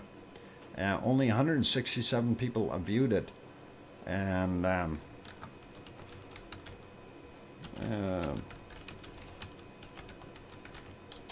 we'll just put that in just to make sure that we leave our note there. I'm actually going to subscribe to him while I'm there too. He does have 1.3K for subscribers, but it don't hurt to have a few more. Anyway, all good. And I'll maybe drop him a note later, see if he'll share some of this stuff and allow us to show it on our stream by doing the same thing that I have set up with Michael and a few of the others. So gonna go have that break, you guys. Don't go away, and keep smiling, and I will be back. Thanks, guys. Okay, saying a good night and a good day to all. Chat, still blurry and very tired. Was at eye doctor 3.5 hours. Okay, that would make sense. Grandma B, you take care, all right, and all the best to you. Hopefully everything will be okay, and hopefully your eyesight will get back to a little bit of more normal for tomorrow. All right, I'm going to be back. Don't go away, guys. Here comes some music.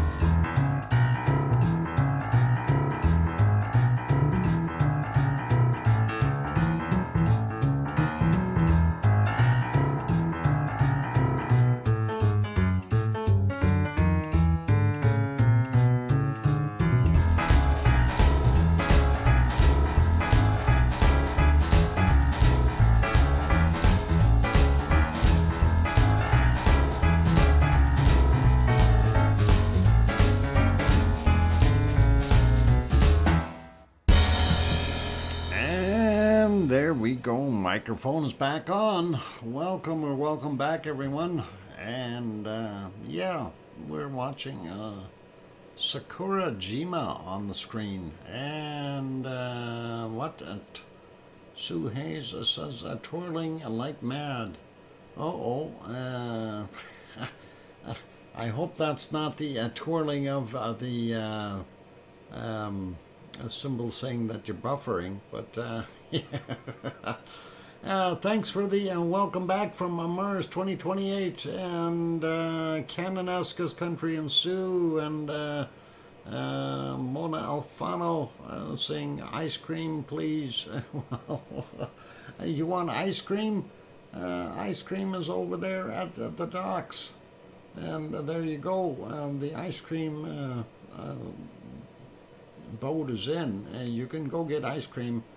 Don't make yourself a dizzy, Sue. Yeah, don't.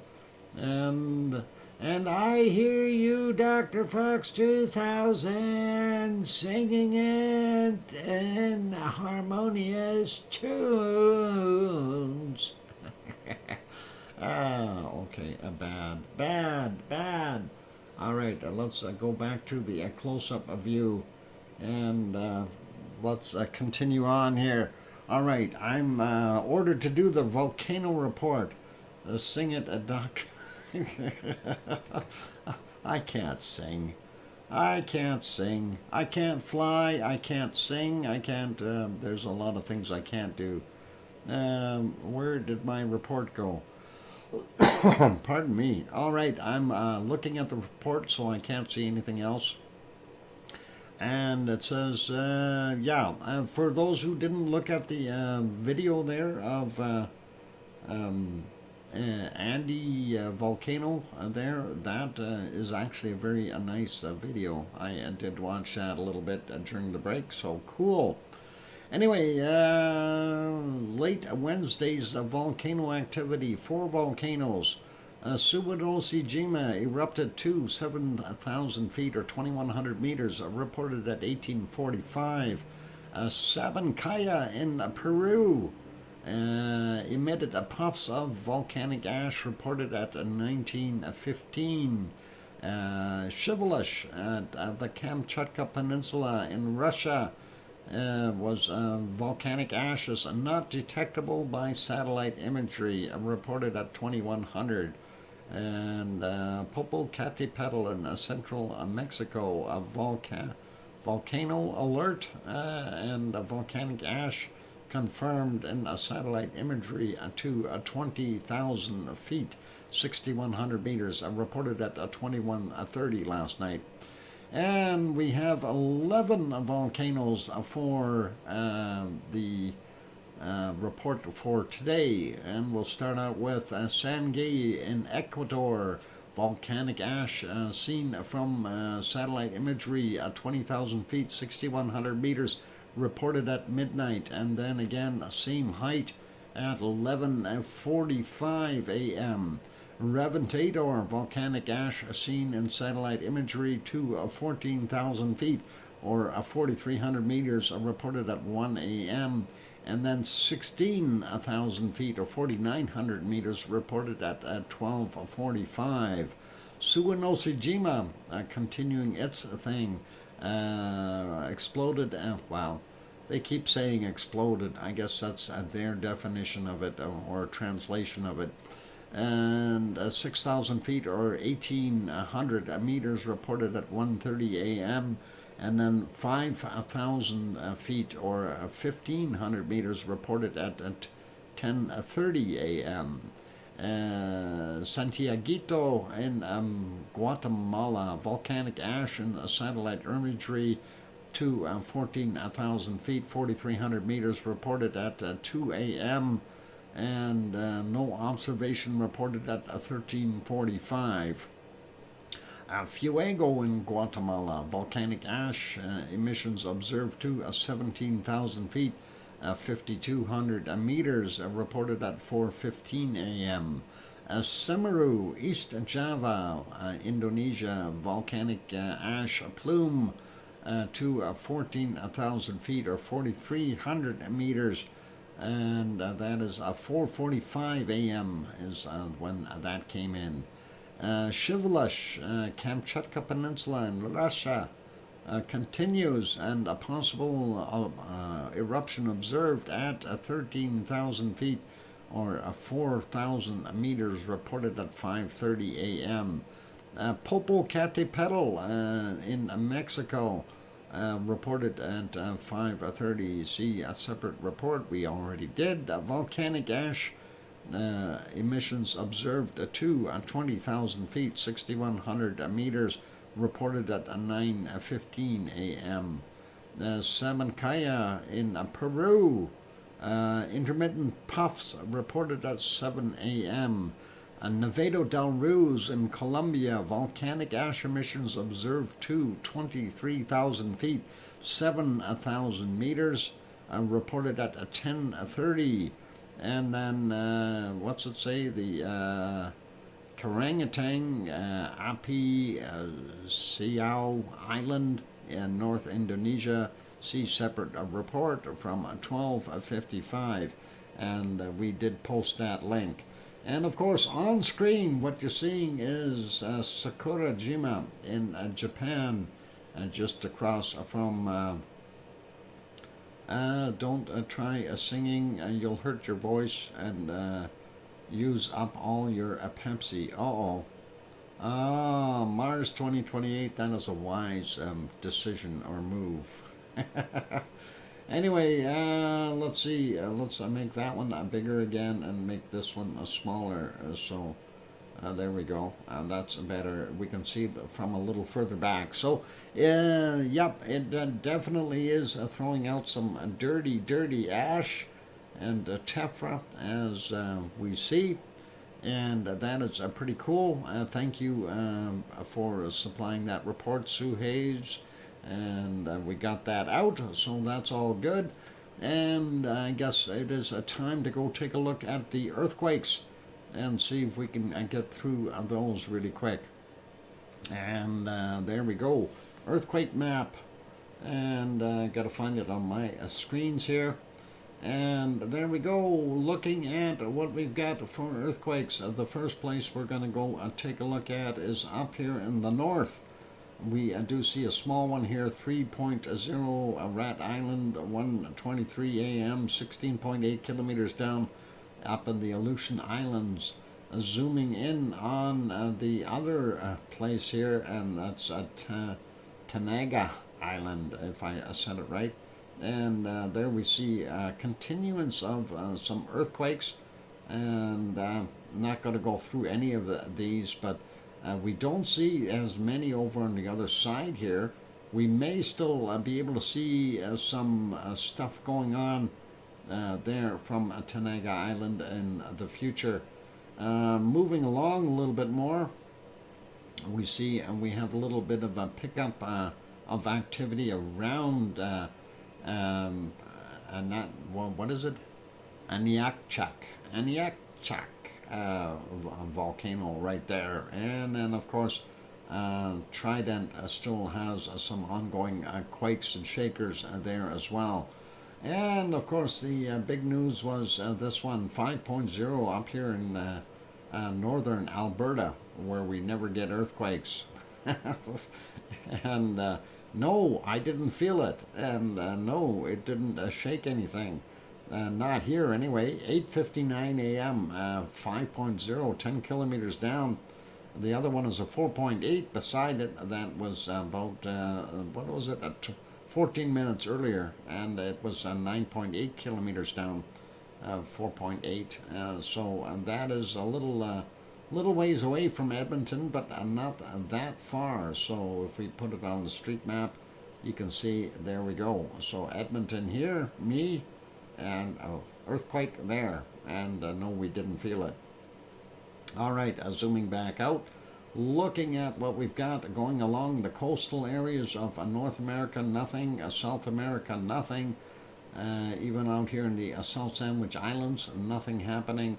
And nothing till we get over here. We take a look at our wonderful New Zealand. I don't see anything. We do have a couple more aftershocks there at the Kermadec Islands, or Kermadec Ridge, from 1653, 22 kilometers down for a 4.7, and a 5.2 from yesterday at 1946. And of course, that big one was a 7.0, and that is what we were looking at before. So that's what we've got there. Next one is, they call it South Fiji. I guess that would be about right. 4.8, 11:27. Did the bunnies act weird when the earthquake happened? I didn't see any bunnies at the time, and I didn't feel the earthquake, so I don't know. None of the bunnies were out. Last night we had a bunny that was kind of weird looking. It changed color during the night. One of the bunnies turned brown, okay, and it really stands out compared to the rest. Kind of weird looking. It is the season, but no, didn't see any bunnies, so I don't know if they acted weird. Anyway, that is, where were we? 4.8, 11:27, 552.7 kilometers down. Then way over here in the far end of Tonga, 4.8, 1:06 a.m., 10 kilometers down for this guy from, 1:06 in the morning, 4.8 on the scale. We see over here in Vanuatu, 4.6, and that was from 2:12 a.m., 35 kilometers down for that guy. And sliding over, we do see a couple just south of Java is one of them. And the other one, I guess, what's the other nearest, is Sumbawa, Indonesia, is up here. So that one is from 2:14 a.m., 10 kilometers down, 4.3. And 3-minute warning, thank you. We're going to keep going, and we'll do our thing. 5.2 for that one from yesterday at 23:22, 10 kilometers down. And that is... I guess south of Java for the most part, if you want to look at it that way. South, yeah, I guess. And then we've got this guy here, Indonesia as well, 4.3, and that is a very busy subduction zone there, and that was from 8:51 a.m., 119.9 kilometers down for him. We do see this one out here, Micronesia area, 5.0, and that was from 11:03, 10 kilometers down for that guy. And we see a 4.8 here in the Philippines. Zoom in a little bit, see better where it is. There's a tall volcano here. Manila is in here, so this is over in the mountains, 4.8. And that is from yesterday at 22:21, 58.5 kilometers down. And going up, looking at the Kamchatka Peninsula, we don't see anything there. Zoom out a little bit and take a look. We don't see anything down on the bottom areas here. We do see a couple quakes, though, here. And this is in Iraq, 5.1 from 12:32, 10 kilometers down for that one. And then we have this one, that is northwestern Iran, and that is from 5:47 a.m. And again, seeing this one here, that means we're going to have more of a push on the Anatolian plate, and we'll likely see more quakes happening on it. This one, of course, I'm not sure if that is going to turn around and cause more push up to the northern area as well. 5.2, 5:47 a.m., 10 kilometers down for that guy in Iran. And then we have this guy here, 4.8 in Bolu, Turkey. And that is from 4:55 a.m., 10 kilometers down. And that is kind of the the earthquakes for there. Let's have a quick peek and see what we've got happening in the Canary Islands, and then it'll be a break time. And looking real quick, this is an older one already. That is from the 14th, so we're going to leave it alone. Zooming in real quick, we see a star flashing here on Tenerife, 1.1 from 2120, and that 1.1 from 2120 is 21 kilometers down, and that is what we've got there. We'll leave the other ones alone. Let's look at La Palma. Newest quake in La Palma, well, this one, 2.1, 11 kilometers down, happened at on the 14th. Oh, sorry, we want the one on the 16th. And that has got to be right where the tunnel entrance is, or just about. There's a tunnel going through here. So that looks scary. 1.37 kilometers down, and that is at 7:08 a.m. their time.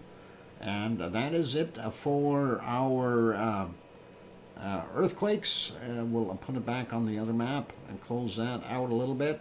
And I am going to take a break, and when we come back from the break, we will take a look at our SO2 map and see what has been happening around the world SO2 wise, and we'll go from there. So pretty awesome. That's it for right now. For those good people who are here, I see we are at 95 likes. Let's see if there's about 5 more that can hit that like button and push it over that 100 mark. That'd be really awesome. Also, if you have not yet subscribed to the channel, please do consider subscribing. On that friendly note, I'm your host, DrFox2000, here in Edmonton, Alberta, Canada. Gonna take a 5 or 6 or 7 minute break. I will be back, and I'll put you back on some canned lava for now. Don't go away. Keep smiling. Here comes some music, and don't go away.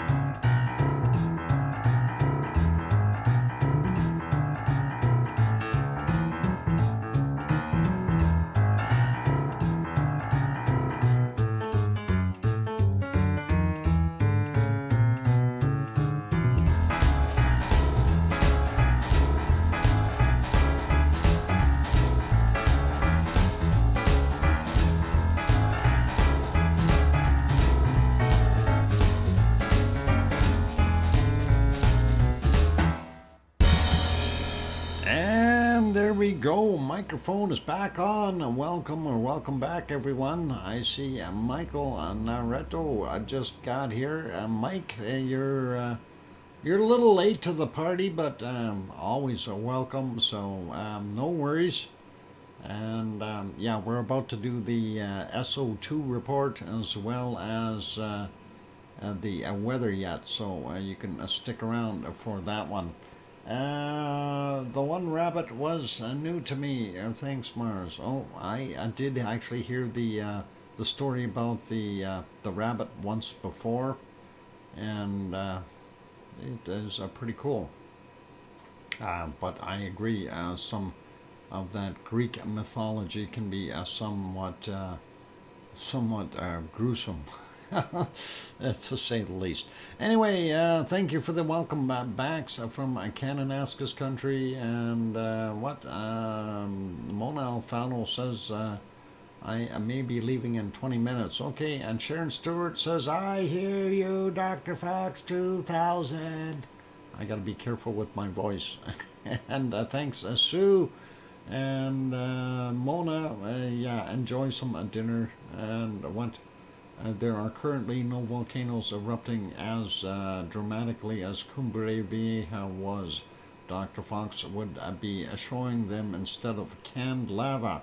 Absolutely. I wish they were erupting. That is the unfortunate part. We need a really good volcano. Mike, hit that. Michael, hit that like button, please. Let's see if we can get that over a 100. We gotta try to do that. Anyway, let's get over to our SO2 map, and we'll stop our magic volcano in its tracks here. Whoop! What happened? I want to stop it. Stop a volcano. Stop, I say. There we go. Look at that. I did it. Anyway, SO2 map coming up. There we go. I did refresh it. I'm going to refresh again just to make sure I'm good and current. There we go. We can see what's going on in portions of the northern hemisphere. Definitely see a little bit coming off of the Kamchatka Peninsula. Also, still some recirculation going out from Russia and China, I guess, going up and over and on the into the Bering Sea and that kind of thing. Looking at North America, looks like Alaska is pretty much covered. We do see this clear plume up here, likely from a storm going up around there, but we do see it coming down in through the prairie provinces and dipping down into the United States. A little clear around our wonderful Great Lakes and that area, and still heavy though in the eastern portions of the United States and in Canada, there in Ontario, where it's higher populous, and then it gets clear again once we get out to Nova Scotia, New Brunswick, Newfoundland, and Labrador areas. So not bad. Looking at what we see down a little further, looks like SO2 is still in the western parts of our wonderful American country here, the United States. And then we get down to the south. We do see a little bit clearer stuff in Mexico and Arizona. What is it? New Mexico and Texas for the most part. We get down into Mexico though. We do see Popocatépetl and Mexico City still pluming, and this time they're not going out into the Pacific as much. It is going into the Gulf of Mexico. Our Central American guys are definitely putting their stuff into the Pacific area. Not so bad in Colombia and the other guys here in Ecuador and so on. They all seem to be behaving till we get down a little further. Looks like a lot of the stuff in Chile still blowing into Argentina, but that is not so bad. We are still seeing this plume here. and it looks like it is originating right in here. Somebody's got a camera set up there all of a sudden. I'm still not sure if there's a volcano here. And I was looking yesterday, I didn't see one. There is no volcano that is active right in this region. So very, very interesting. Anyway, we'll continue on, and of course a White Isle volcano not off-gassing as much and doesn't look too bad there in Melbourne or the refineries, and then going up and looking at what's happening in Australia that we know of. Yes, one fish, that's what I just kind of said, that we know of yet, and there could be, you never know. Anyway, we do see this stuff here from our coking plants. That's the word I'm looking for. Tofua out here in Tonga is still off-gassing, and then of course Yasur is the lower spot, and then looks like, and I'm thinking most of this is from Aoba and Agawa, continuing to off-gas quite heavily, unless they've got another source in here. And I don't think Epi volcano is active, and that would be Epi Island right here. That would be coming from here, and we don't really see it, or can't really tell if that might be where it's coming from. But anyway, we'll see what happens in the future. And Papua New Guinea looks pretty normal. Luolatok right here, pretty normal. We do see extended or heavier levels here from Semeru, and possibly, well, we don't see as much here from Merapi. We do see higher levels out here, and I don't know if that's just from Jakarta, or if that's actually coming from our wonderful Krakatau. It's possible. Looks like Ibu and Dakono picked up a little bit, and not so much from Mayon and Bulasan there. Pretty normal looking in the Philippines from Taal volcano, and of course people pollution. Normal stuff for Taiwan and China. Looking down here, we do see a little bit of stuff from Suwanoshijima, not so much, but most of this plume was likely from Sakurajima, as it keeps on going. But ASO was also here, and ASO is definitely adding to the output, and that is something to consider there. And let's see, going all the way up, we did mention this Kamchatka Peninsula, and it does look like it's starting to emanate from further down, so could be one of the other volcanoes working as well as Shivalish, and definitely okay there. Looking at India, pretty normal as far as levels, like they've increased a bunch, but that's okay. And we do see that South Africa still doing their thing, and still seeing that confined area here in what? Oh, you don't like fish? Ha! Fish are friends. I like a good fish sandwich once in a while, yeah. Oh, hang on. The cod family tastes good.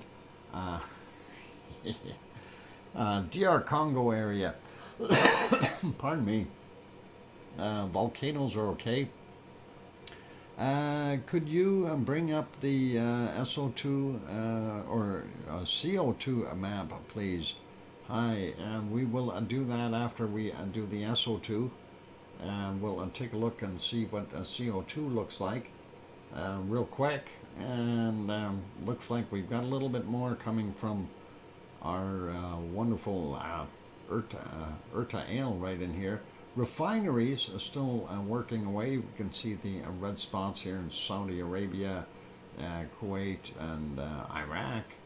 and not as heavy of levels from our wonderful Etna, Stromboli, and Volcano. Pretty normal. And Oz says bring up the CO2 map. So let's see if we can change that. Come on, change. Zone layers. Whoop. NO2. No, that's not what we want. We want CO2. Aerosols. Ozone layer. No. How about more layers? There we go. Will that show us the CO2 level?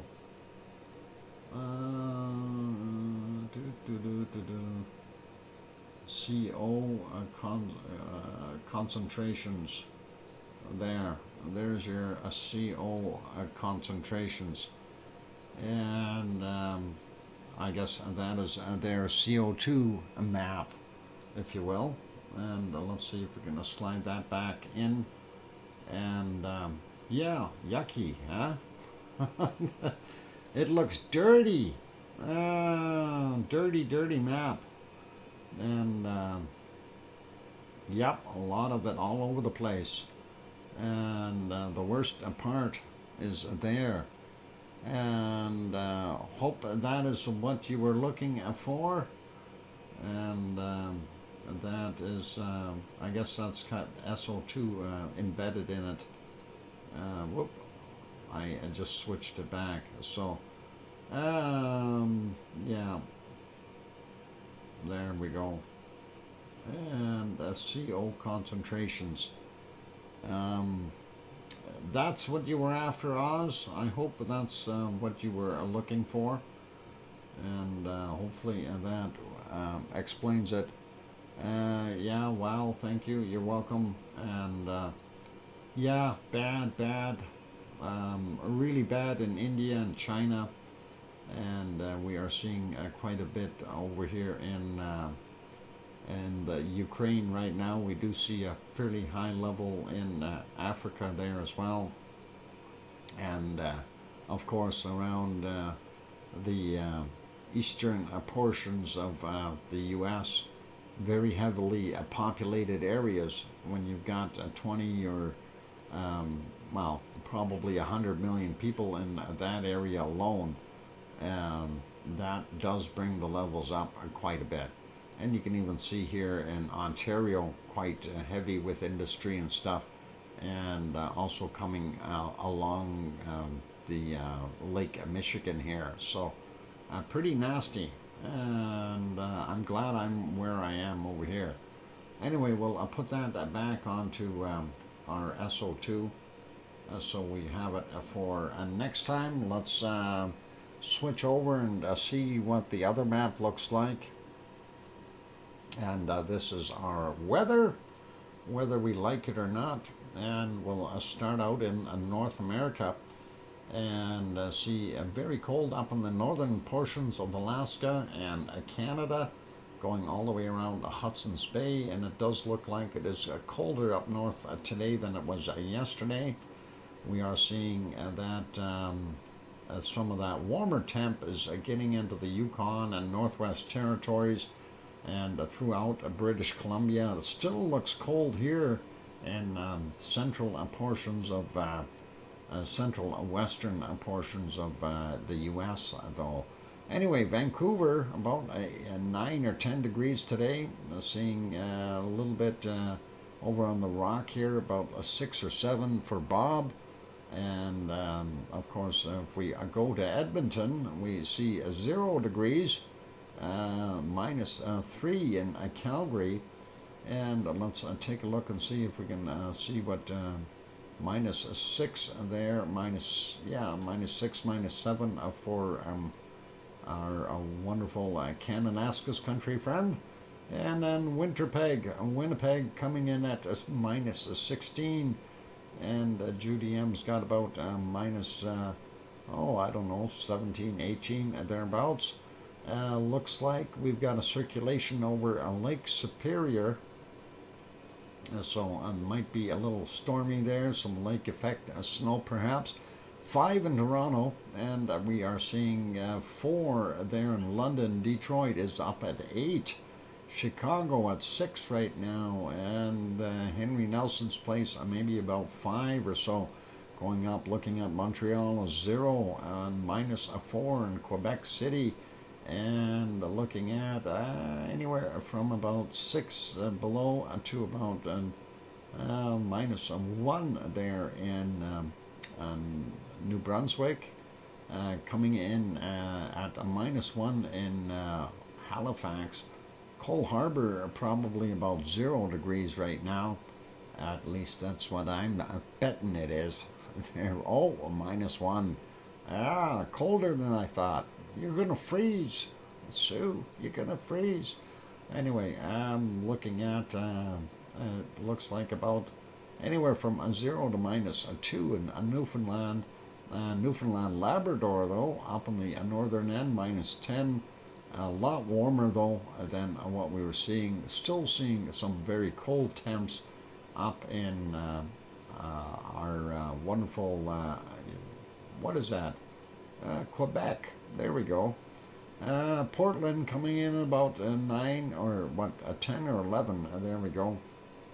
See some warmth starting to build up in California, and that Sharon Stewart was saying she may get a frost advisory tonight. San Jose coming in about what is it? We see about 12 degrees right now. We've got a 12 in Los Angeles, and let's see, Death Valley probably about 22 degrees, 21 or 22, and that's okay. 21, there we go. Looks like about 13 there in Las Vegas, 20 in Mexicali, about 18 there. Can you see the storm coming by the weekend? Can you what? Can you see the storm coming in by the weekend? I don't know. We'll take a look once we get to precipitation. Right now we're still on temperature, so it's hard to tell. And looking at 18 there in Phoenix, 15 in Tucson, Albuquerque coming in at a minus or plus 5. Sorry, not -5. We see down here in Texas, it's definitely warmed up again. Corpus Christi still sitting at 22, but the interior portions here along the Mexican border, 27 degrees. We can definitely tell where the cutoff line is there for the temperature. San Antonio at 23, Houston sitting at 21, and Austin is below that, and still in the warm stuff, 22 there. And Dallas, on the other hand, on the cold side, and they are about 8 degrees Celsius. Oklahoma City, only 3 right now. Little Rock, Arkansas, on the warm side, 16. And New Orleans coming in at 18. And we see Miami only at 22. Not so hot. Jacksonville, 15. Going up, and seeing Atlanta is 13 right now. Charlotte, North Carolina, 12. Grandma B's house, 50 degrees Fahrenheit, or about 10 Celsius. And looking at Virginia Beach, we see 9 degrees there. Philadelphia, 8, 7 in New York, and about 5 in Boston. And let's take a quick look at, that cold was trying to sneak it back down the Baja, but I don't know, the cold is not going to win, I think. Well, you never know. It's still pushing. And Mazatlan coming in at about 22 degrees. Mexico City about 15 right now. Acapulco sitting at 28. So anywhere along the coastal areas that'd be pretty warm. Looks like the Yucatan is a warm. Cancun only about 24 though. Central America not too bad, as far as pretty normal looking. And we see about 26, 27 as the highest points there. And in the lower areas, and then 28 up on the top end of Colombia, or the southern end. And up in the 30s, 31 degrees there in Venezuela. And then we go through our other countries. Of course, the high mountain peaks a lot cooler. And French Guiana and those places are 23 to about 25 degrees. And looking at the northwestern portions of Brazil up on the 27, 28 mark. And going on the other side, we got 22 for Rio de Janeiro, 18 in Sao Paulo. Again, higher areas a little cooler. And Paraguay, 24, 25. Looks like about the same thing for Bolivia. And of course, the mountains are going to be colder. And looking at what we've got here, not quite as hot as yesterday. A couple spots hitting 30, but a little bit cooler for the most part in Argentina. Buenos Aires coming in at about 25 right now. Paysandú coming in about 25 as well. And we can see the cutoff line about here for the temperatures. And below that, starting to get cold again. And we see it all the way down to about 5 or 6 degrees. And of course, the Chilean coast, Chile. Let's take a look and see what we've got real quick. Well, let's wait. It's break time. At top of the hour. And we'll do that. We'll wait. I'm just going to peek here, though. I want to see 41 degrees in the outback. Holy moly. Yep, Australia's the hot spot again. Okay, we'll go take that break. I will put you back on to our canned lava. Don't go away. Getting my Irish ready. There you go. That'll be cool. Anyway, don't go away. And I'm going to go take a 5 or 6 minute break.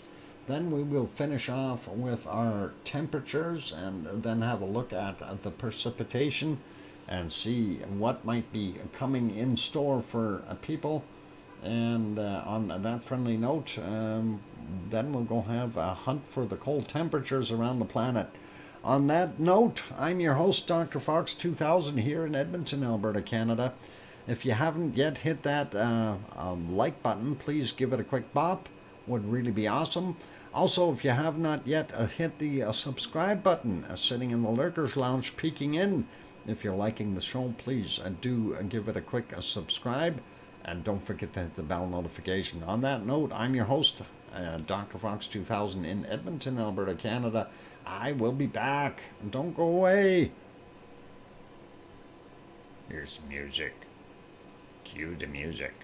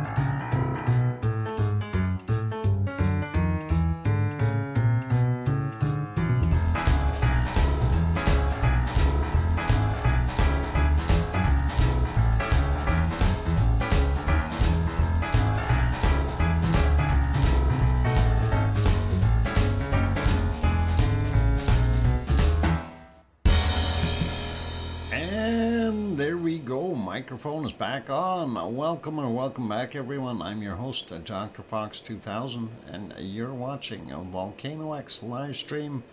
We're getting to the end of our stream pretty soon, and of course, this should be the last time that we went on break.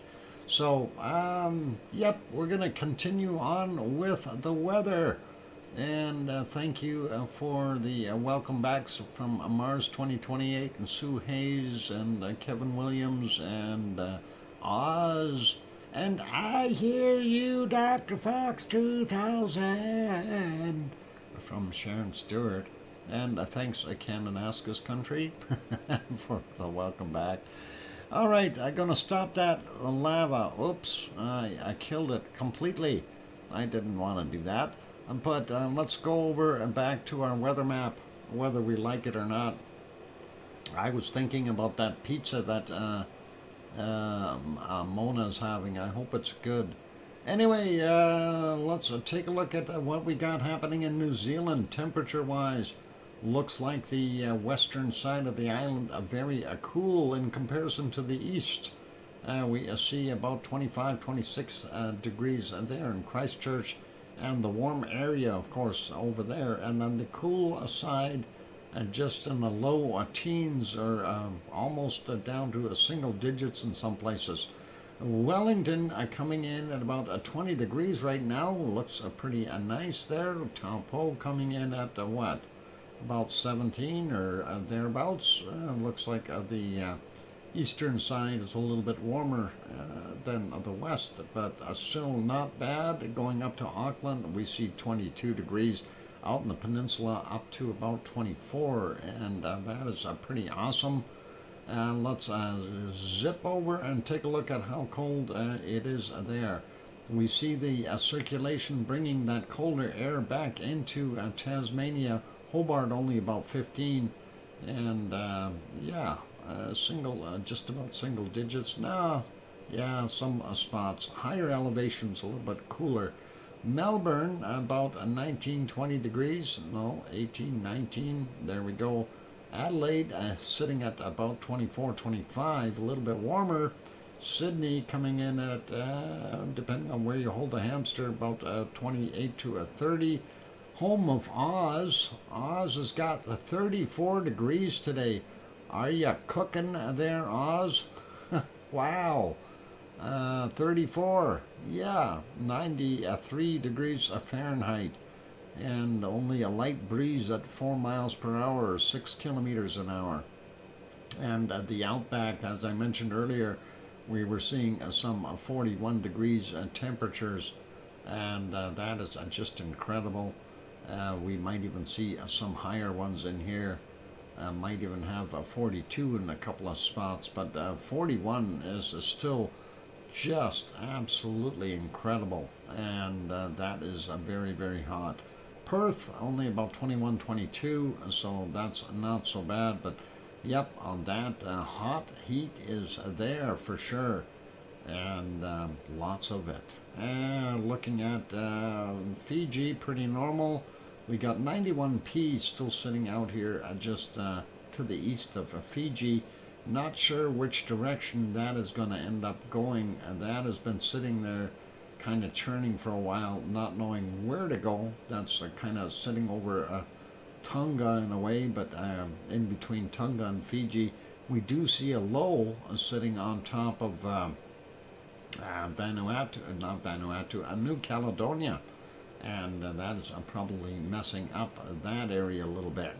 And pretty normal temperature-wise, though, for Vanuatu and those areas. And then pretty normal here, maybe just a tad cooler for Papua New Guinea, eastern Indonesia, about the same, little cooler than yesterday, but still quite warm. Looking at some of the other islands here, 30, 29, yep, and seeing 27 to about 29 degrees, and for the most part in Java, and slightly cooler in Sumatra, but not by much. Pretty normal there for the rest of Indonesia, and looks like about 28, 29 degrees there in Bangkok. Thank you, Sue. And looking at this here, about 30 or so degrees in Manila. And let's see, going up a little bit further, we do see that cold air is trying to push back down again.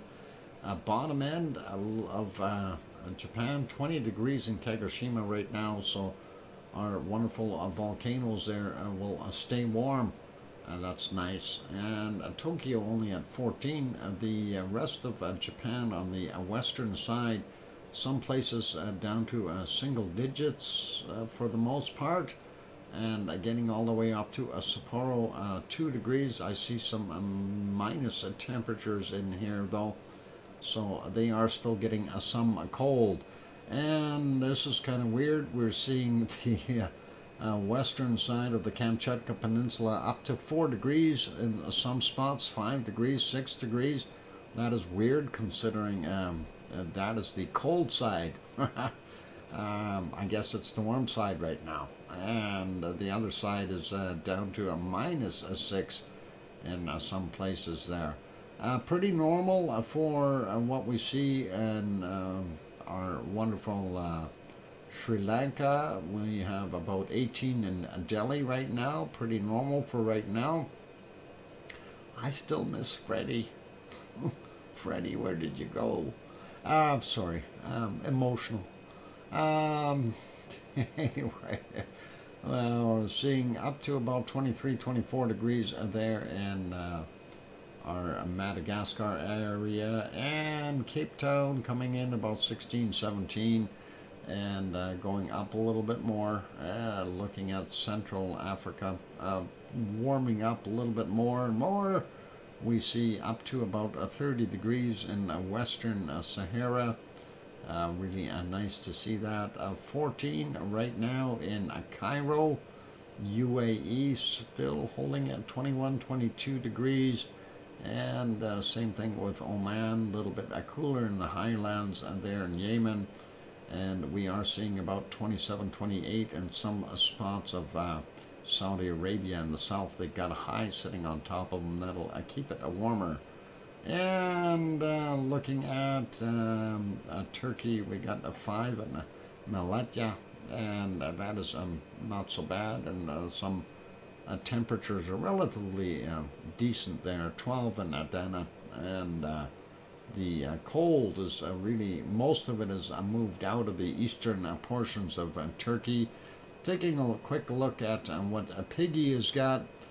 She's got about, I don't know, 13, 12, 13 degrees, somewhere thereabouts. The winds have changed. They're coming from the north, heading south again.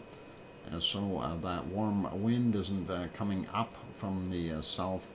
And looking here, the same thing goes for Sicily.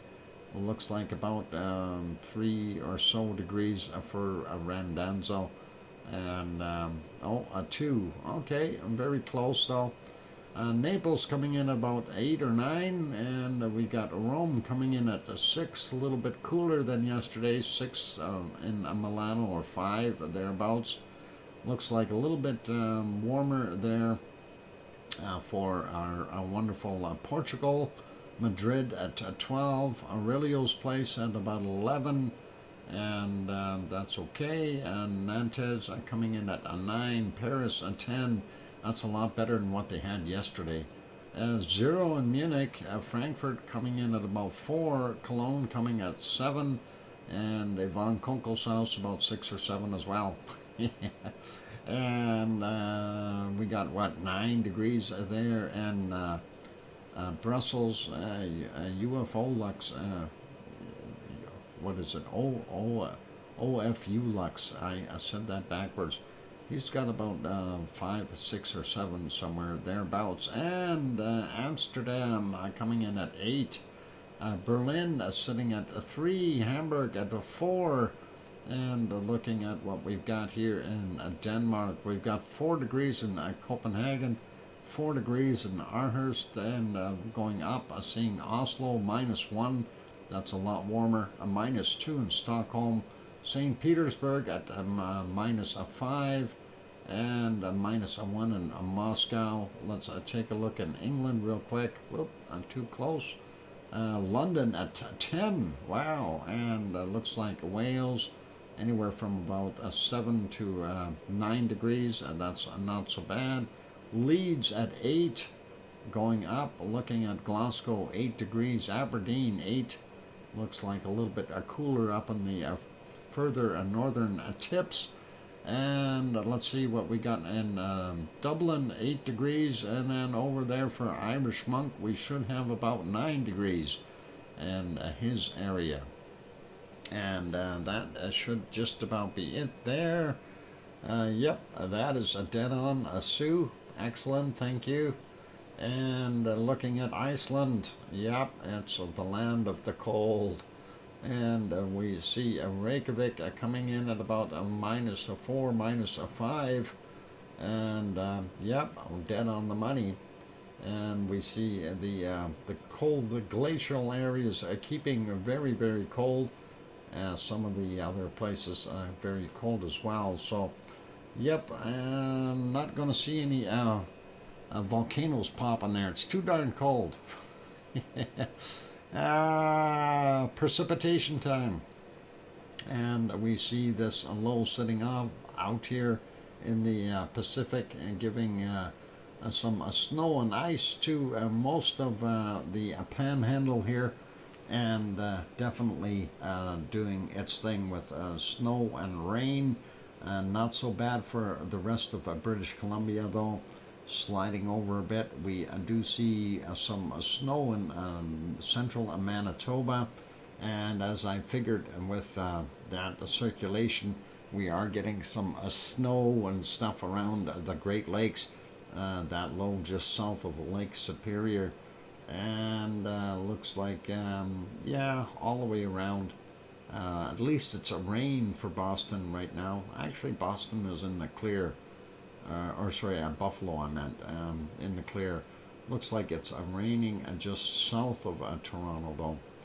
And we see that storm all the way from Texas all the way up through the central areas and going all the way up. So that is likely going to sweep east.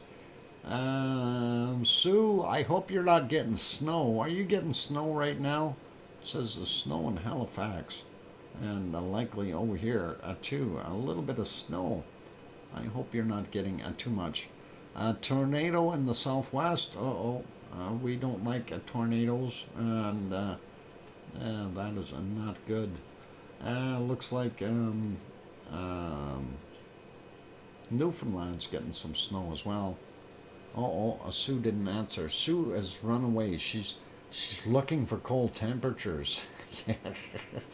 I was going to go look for that storm. Somebody was looking to see if are we going to get hit by a storm. I have no idea where this is going to go yet.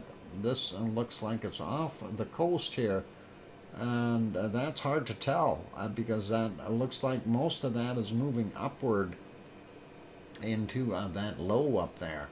So that circulation is kind of odd and weird. So this high may push that up a little bit more. It looks like we got two lows, this one here and that one up there working together.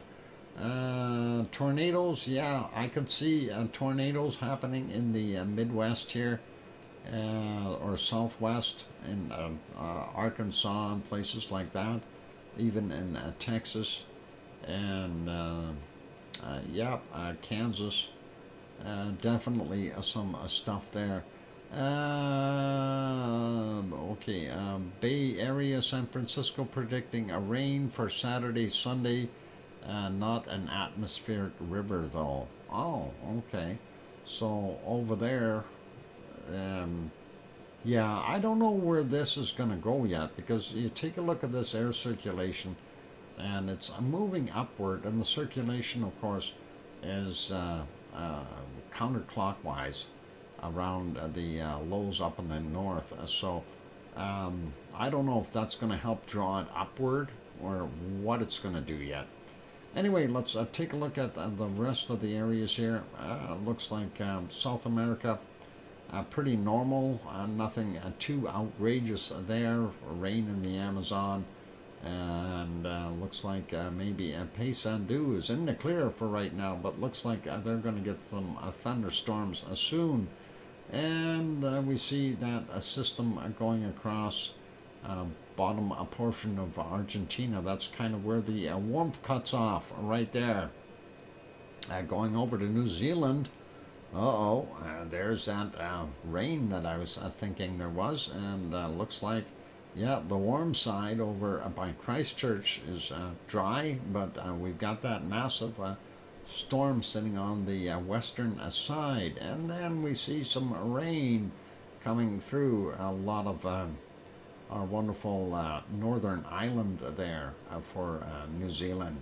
A little bit of rain on the bottom of Tasmania, but not that much. And looking at the high there in Australia, that's keeping things dry. We do see a low out here, but I don't know if that's going to do any movement upward. I think that might slide along to the east a little bit more. Getting over here in the Tonga area and we do see that 91p out here. And that is probably getting them mad. And then New Caledonia area has another low sitting on top of it. And yep, Papua New Guinea, lots of rain for that area. And again, Malaysia, Indonesia, and the Philippines are getting a rain. It looks like the northern end of the Philippines, so out of the bad stuff. We do see a storm all the way from in China going all the way across here into Japan.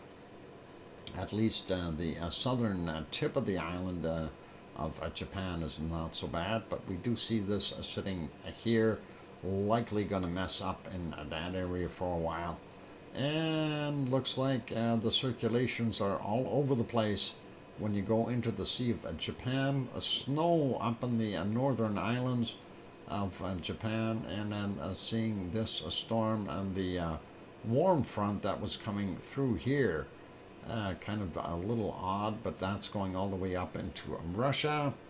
And let's see what we got. Some rain in India, and that is okay. And we do see some circulations down here, storms in the Indian Ocean. Big high sitting down there. There's 3 storms down on the bottom. Another one trying to develop here, and of course this is sitting there. And no Freddy. Freddy's gone. Some regular stuff in the central portions of Africa, though. Looks like Saudi Arabia, those areas in the Sahara are fairly dry. Eastern Turkey is a little bit of rain. Central Turkey not bad, but the western portions are getting some rain. So Adana is just on the edge of it. And then of course Piggy's place, likely going to get some more rain, but nothing too severe. There is a little bit of thunder boomers going on there just to the north of her. That will likely come over there. And then looking at what we see here in most of Greece, getting nailed with some rain. Looks dry in Sicily and Italy for the most part. Sardinia also looking pretty dry. We do have some storm hitting the western part of Portugal and northern Spain. Some rain showers in localized areas there in Spain as well. And seeing a little bit of rain in France, nothing too major. Nothing in Holland, Belgium, Luxembourg, Germany, and the other countries here, Poland. But we do get up on the top end of Denmark. They are seeing some snow and rain as well. A quick peek at England here. Some rain on the western coast of England, Scotland, and Wales. And looks like Irish Monk is possibly getting some wet season right now with that low here bringing up some water. I wanted to see what How's things in La Palma? Not bad in La Palma. They've got a little bit of rain coming for them, but nothing too crazy.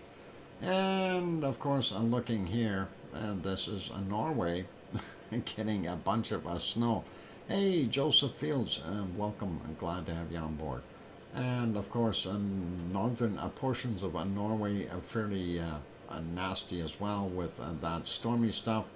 And looking at Iceland real quick, we see snow in the eastern portions of Iceland. The west looks dry, and they've got a high sitting there that's probably helping out. And that's it for most of our circulations that we've got. So, yep, central U.S. and the Great Lake regions, they're going to get some. And let's put this back on a temperature, and let's find the coldest temperature on the planet. And we'll take a quick peek and see. There's a minus 63 already down here as we see that. Do we have a minus 64?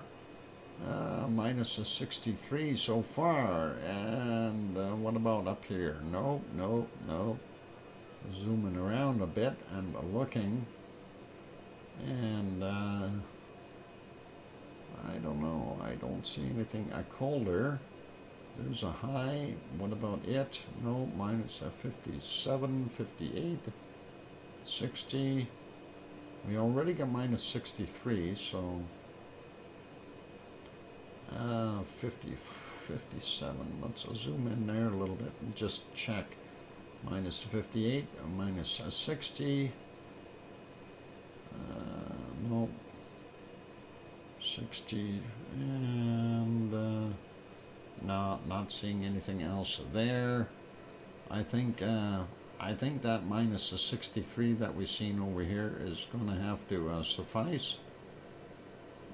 There it is, minus 63.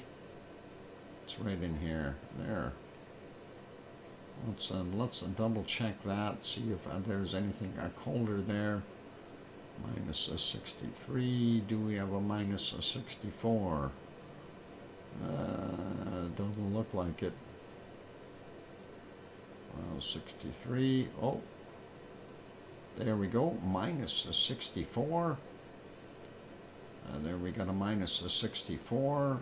Do we have anything colder than a minus 64? And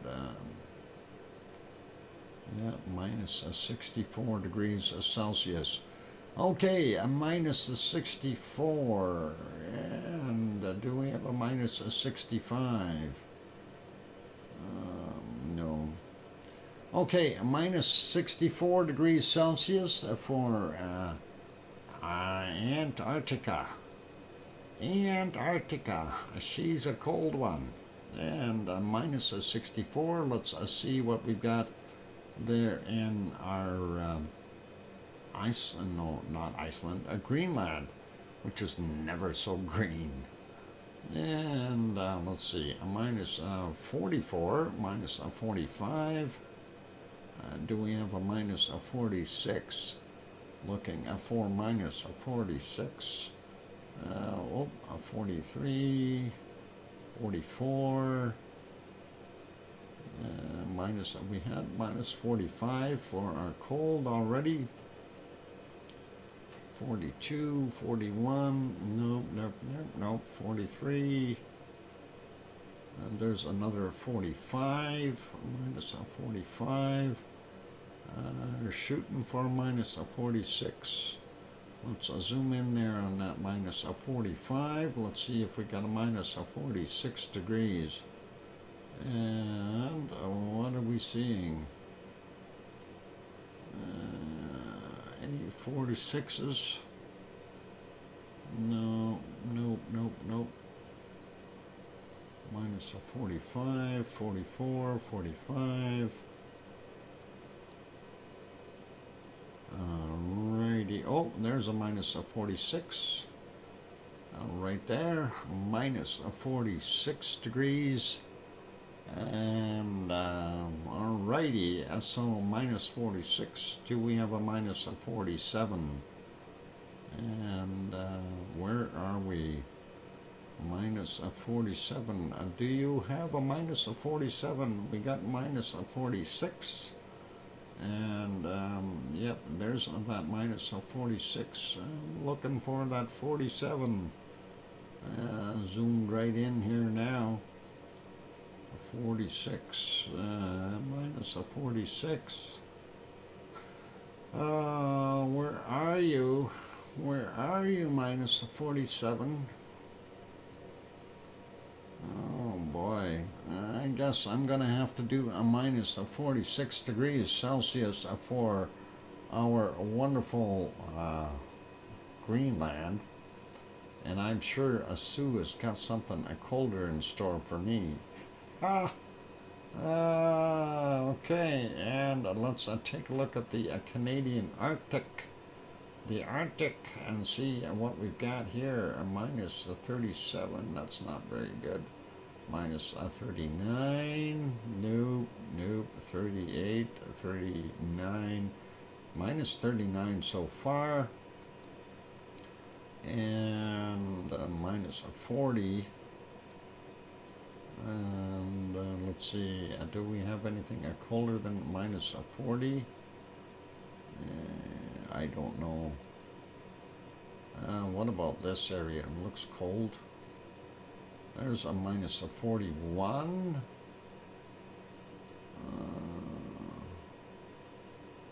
Minus 41. Let's zoom in there and see if we can find a 42. Minus 41. Minus 41. Oh, minus 41. Let's see. We gotta zoom out a little bit, go over to the other islands here. So we got a minus 41. We need colder than a minus 41. And see what we can find. Minus 41. And where are we? I'll zoom out a little bit. Oh, there's some cold stuff here. 39. We need to beat minus 41 that we've got. 37. Nope, nope, nope, nope. And what about this? Oh, and there's a nice minus 41. Do we have a minus 42 here? Minus 40. Oh, we got minus 41. Not seeing anything colder. What about over there? Nope. So far, a minus 41. Right there.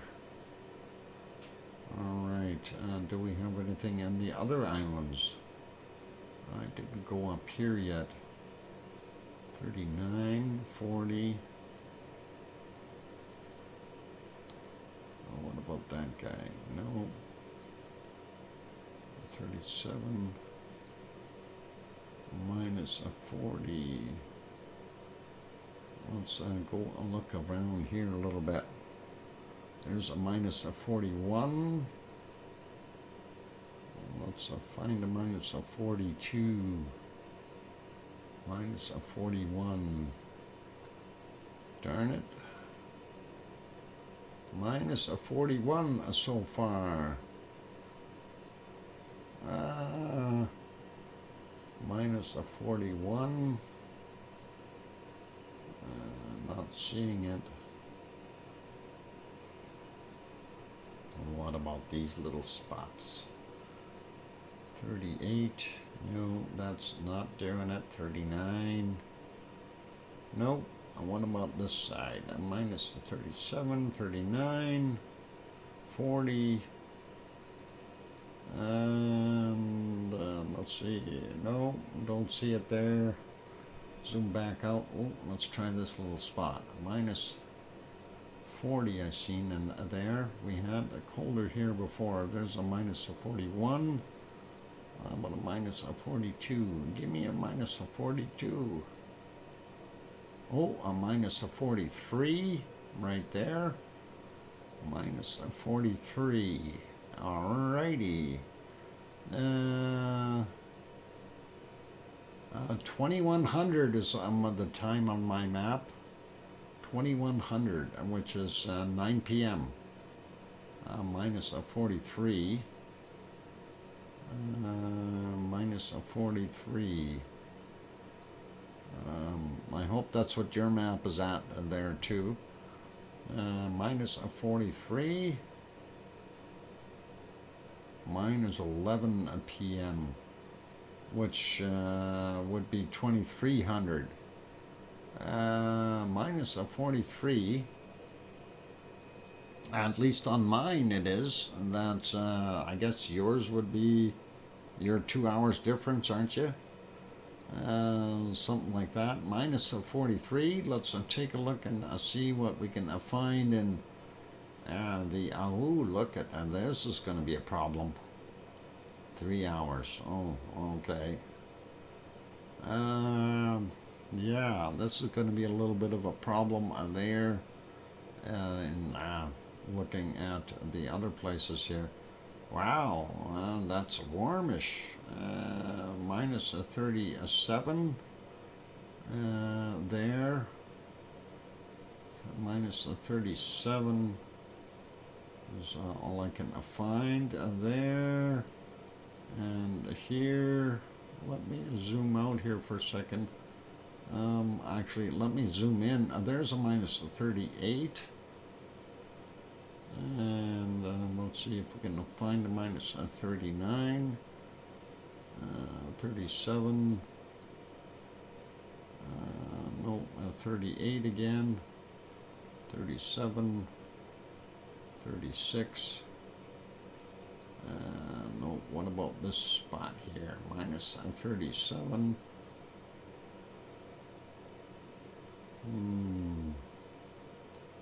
Yep. I think, is there any other islands up there that I might be missing? Because I don't need Sue beating me. I think we have, a minus a 30, 35 there. 36. We have that 38 right there. Well, I don't know, and that is all I can do. Minus a 38. I don't see anything colder there. No 39s. Darn it. Let's check one more time. What? My temps are out of whack with yours. Uh-oh. Why? Are we not on the same time zone on the map? I'm at 9 o'clock. That's my time, or roughly. If I move to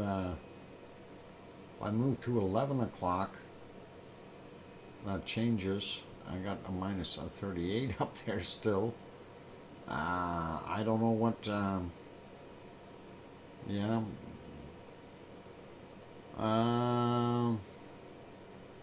We have a tie in Siberia, minus a 38. Uh-oh.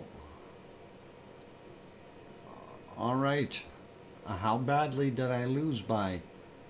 Doc finds, okay, and there we go. Yeah, I found cold. Minus a 64, yeah, so a 46 in Greenland. Antarctica, a 43.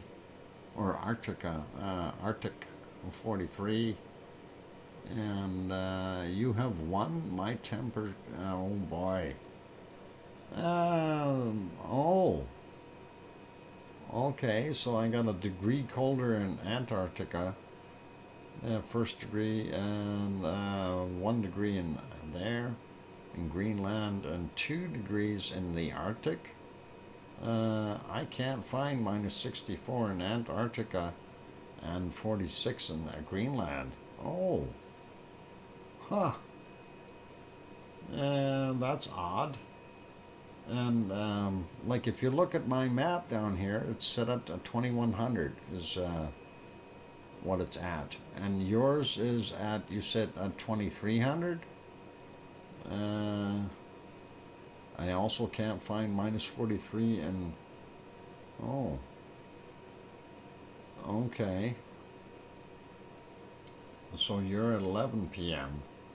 I'm at 9 p.m. I wonder what the, if I set mine back or set mine to 11 p.m., let's see what I see here. If, I'm just curious, 42, 43, well, I see a 46, there's a 45 there, I seen a 46, yeah, right there. Where was it? It did pop up. 45 right there. There was a 46 for a second. 43, 45 there. Okay. And what about these colder islands here? Oh, I see a 40. I see a minus a 40 there.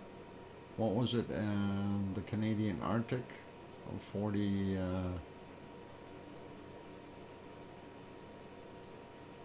Yeah, we can probably find colder. Yeah, I found minus a 42 up here now by changing the time. So I found even colder up there. So,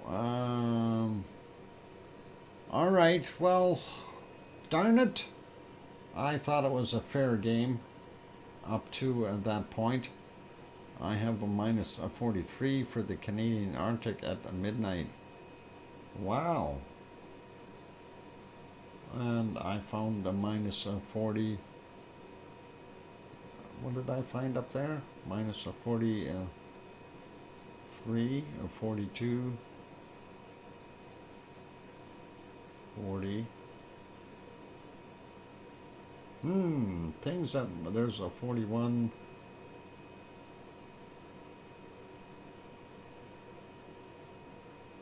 Yeah, I found a minus of 42 there, so I don't know, midnight your time. It's hard to say. I can't believe it's always colder than hot, irrespective of a hemisphere. Yeah, it's always cold down there. Anyway, let's see. All right. Let's all